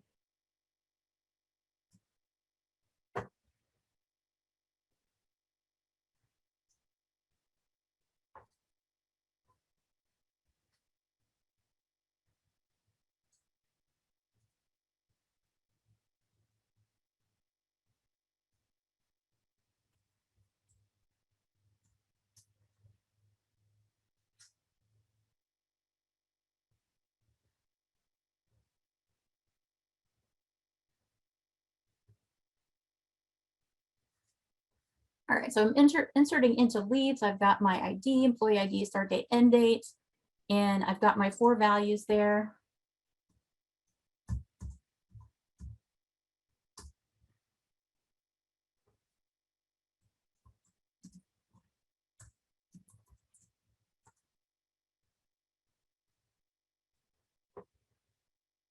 All right, it didn't like my insert statement. Sorry about that.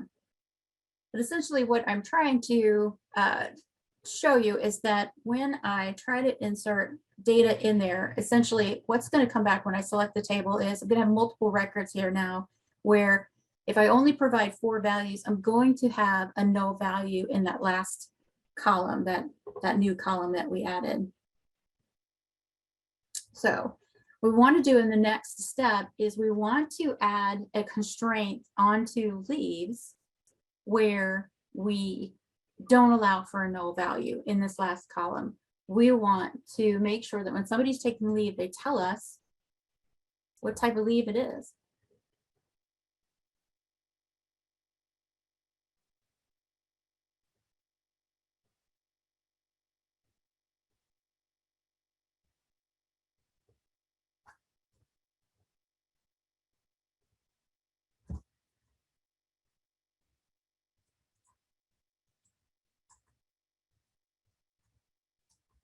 And I'll rename my annual leave table to employee leaves again, just to switch back.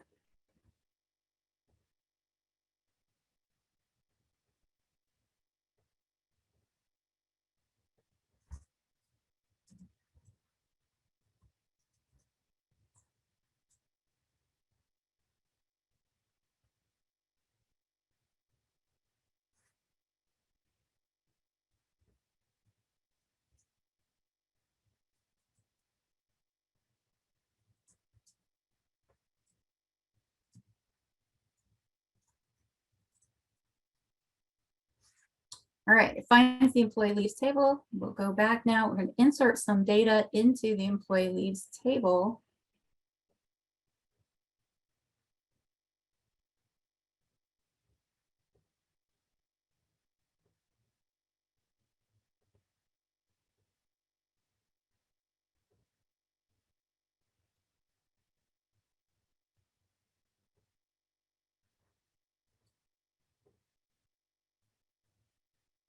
Okay, so this time when we enter the data, we import the data into the employee leaves table, we are adding in that leave type. Again, I'm going to go back to selecting the value from employee leaves. Now I actually have an entry. But we haven't given the leave type field any restrictions. So if I were entering data in here, I could say that it was an annual leave. I could say that it was a personal leave, sick leave. I could put any type of that. I could misspell something. So now what we want to do is we want to put in another restriction, but this is going to be in the form of referencing a primary key in another table, because I want to specify out the leave types that I'm going to permit. And then I'm going to link to those specific leave types that I permit in my system by using a foreign key reference. So let's take a look at what we're being asked to do. I'm going to add a table to Chinook called leave underscore types. I'm going to have an ID field that is a primary key and auto increments. And then I'm going to have a leave name field, and it's just a string. We're going to make it text. Now, in the employee leaves table, I'm going to make the column employee leaves a foreign key. I'm going to make a column in employee leaves a foreign key to leave types. Then we're going to add 3 records. So what does that look like? So I'm going to create my table. I've already seen this. I've already created this table, as you can tell. So it's going to tell me it's already there. But this is the syntax. Create table, leave underscore types. I'm going to have a field ID. It's an integer. I'm not going to let it be null. And then I'm going to have a leave name field, and it's going to be text. I've identified that ID field as my primary key, and it's going to automatically increment. So I expect to see here that it's going to already have found that table, but that's okay because we knew that was going to happen.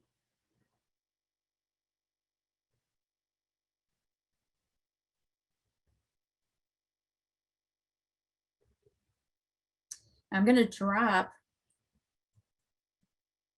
my employee leaves table as we're making a change to how that is set up.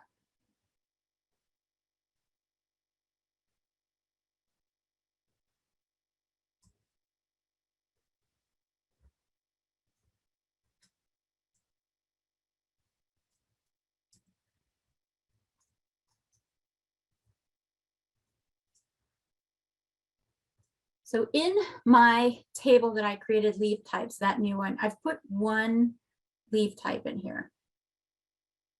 I can insert my other leave types, but what I want to see is my employee leaves table referencing specific records in this leave types table.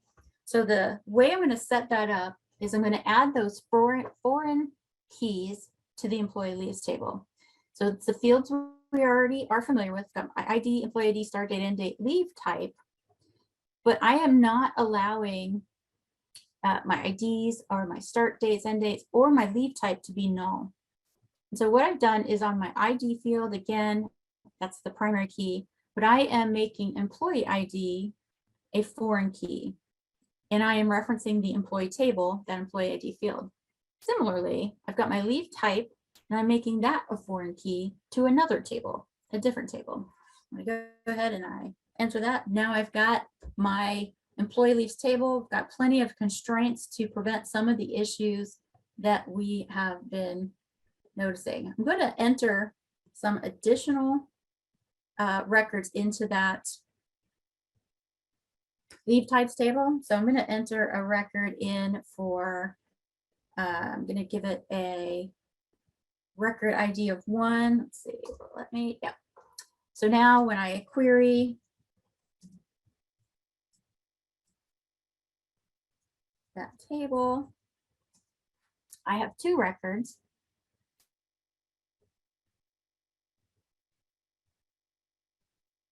If I were to try and run that again, though, I would get some errors because when we created that table, leave types, I made the ID field a primary key.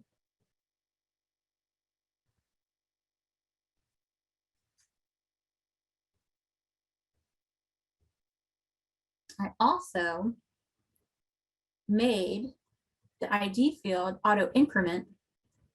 So we could go back to that example we saw where we're inserting into leave types.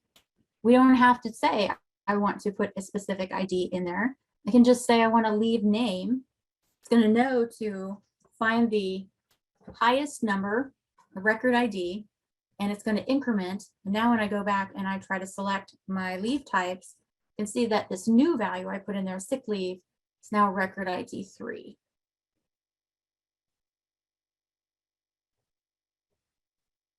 All right, going back to employee leaves.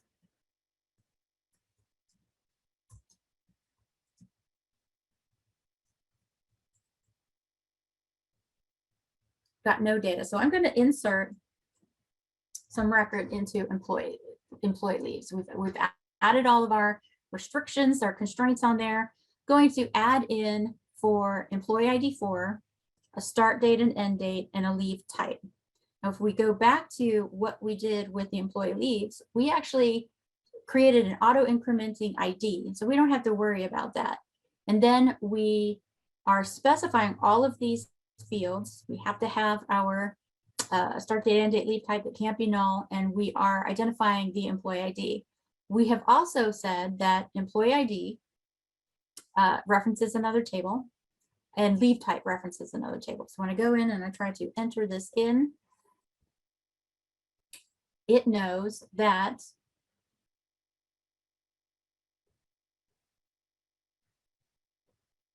my employee ID is referencing employee ID number 4 in the employees table.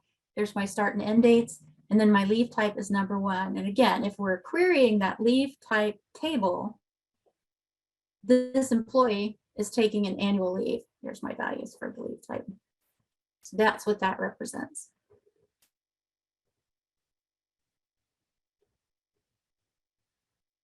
A variation on inserting is going to be updating.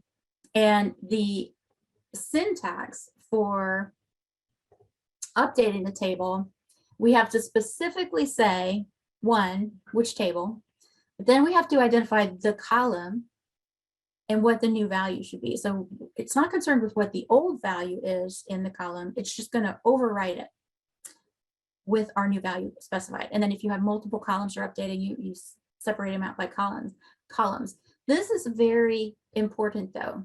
If you don't specify a where condition, then for every field in column or every record, it's every record's going to get the new value in column 1. Every record's going to get the new value for column 2. So you're going to wipe out an entire table's worth of existing data and overwrite it with whatever you specify as the new data. Again, this update table, see it a lot in coding, but if you don't narrow down your search conditions enough, you're going to overwrite the wrong stuff.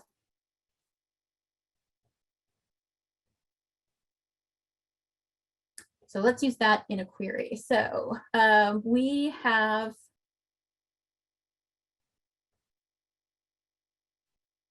go back to our little command line. So if I go back to my leave types, I've got leave types, annual, marriage, sick leave.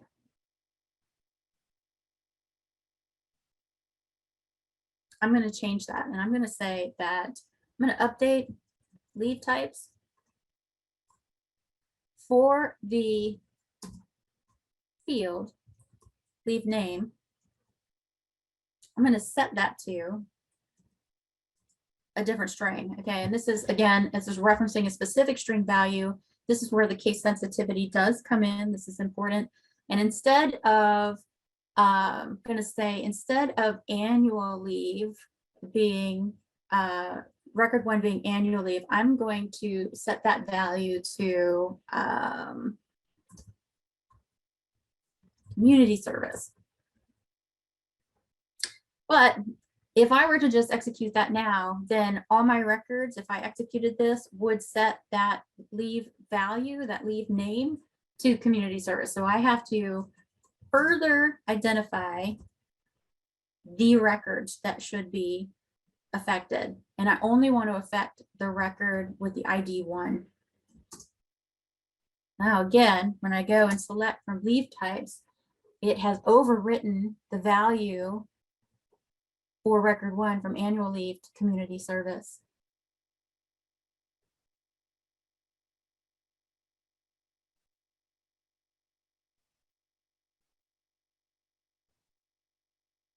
Let's go back to employee leaves.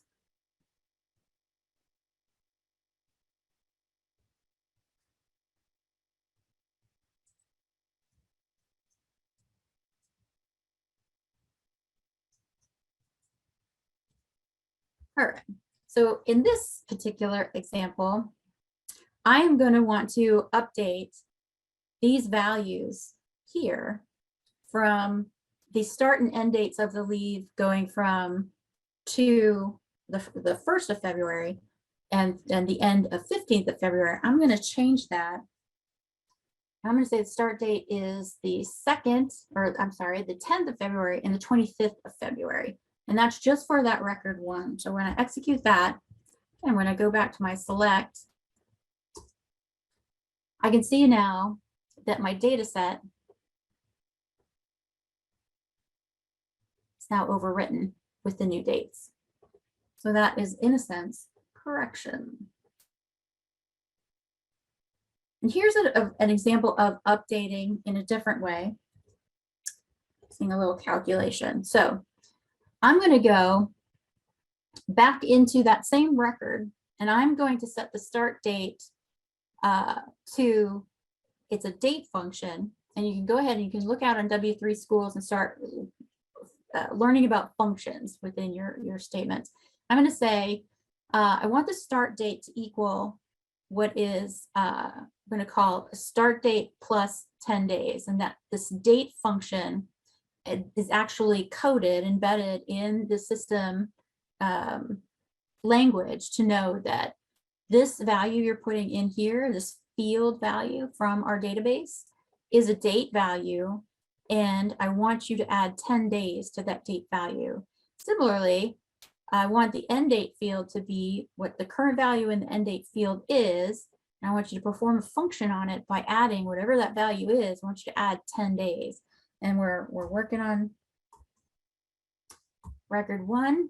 So when I go back and I select my record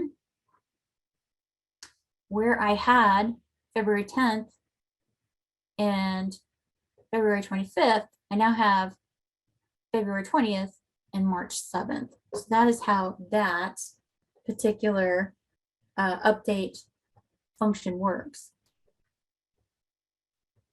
Again, go back to W3 Schools Online and start learning about those functions. They're definitely going to come in handy as you further your progression and learning about SQL. And then finally, we've got our delete statement, removes records from the table where we specify a specific condition.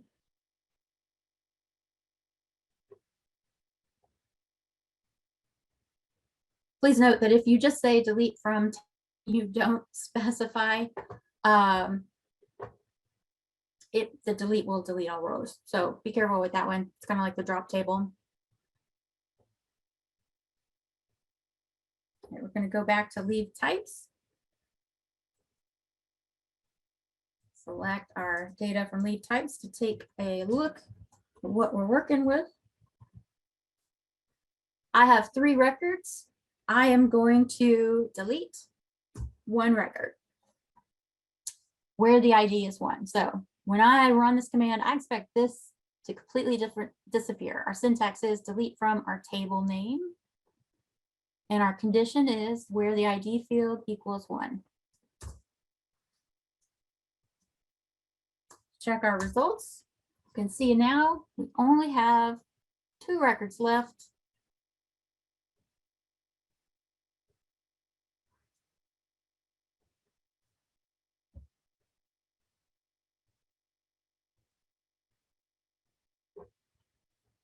Another, building on that, of another delete statement. And this time we're deleting from the employee leaves table.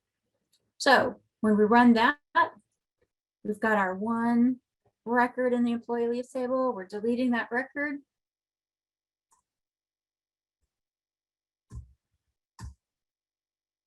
Now when I go back and I try to select my data from employee leaves, everything is gone. A note on top of that in deleting, we set up constraints on our employee leaves table where we had a foreign key out to leaves.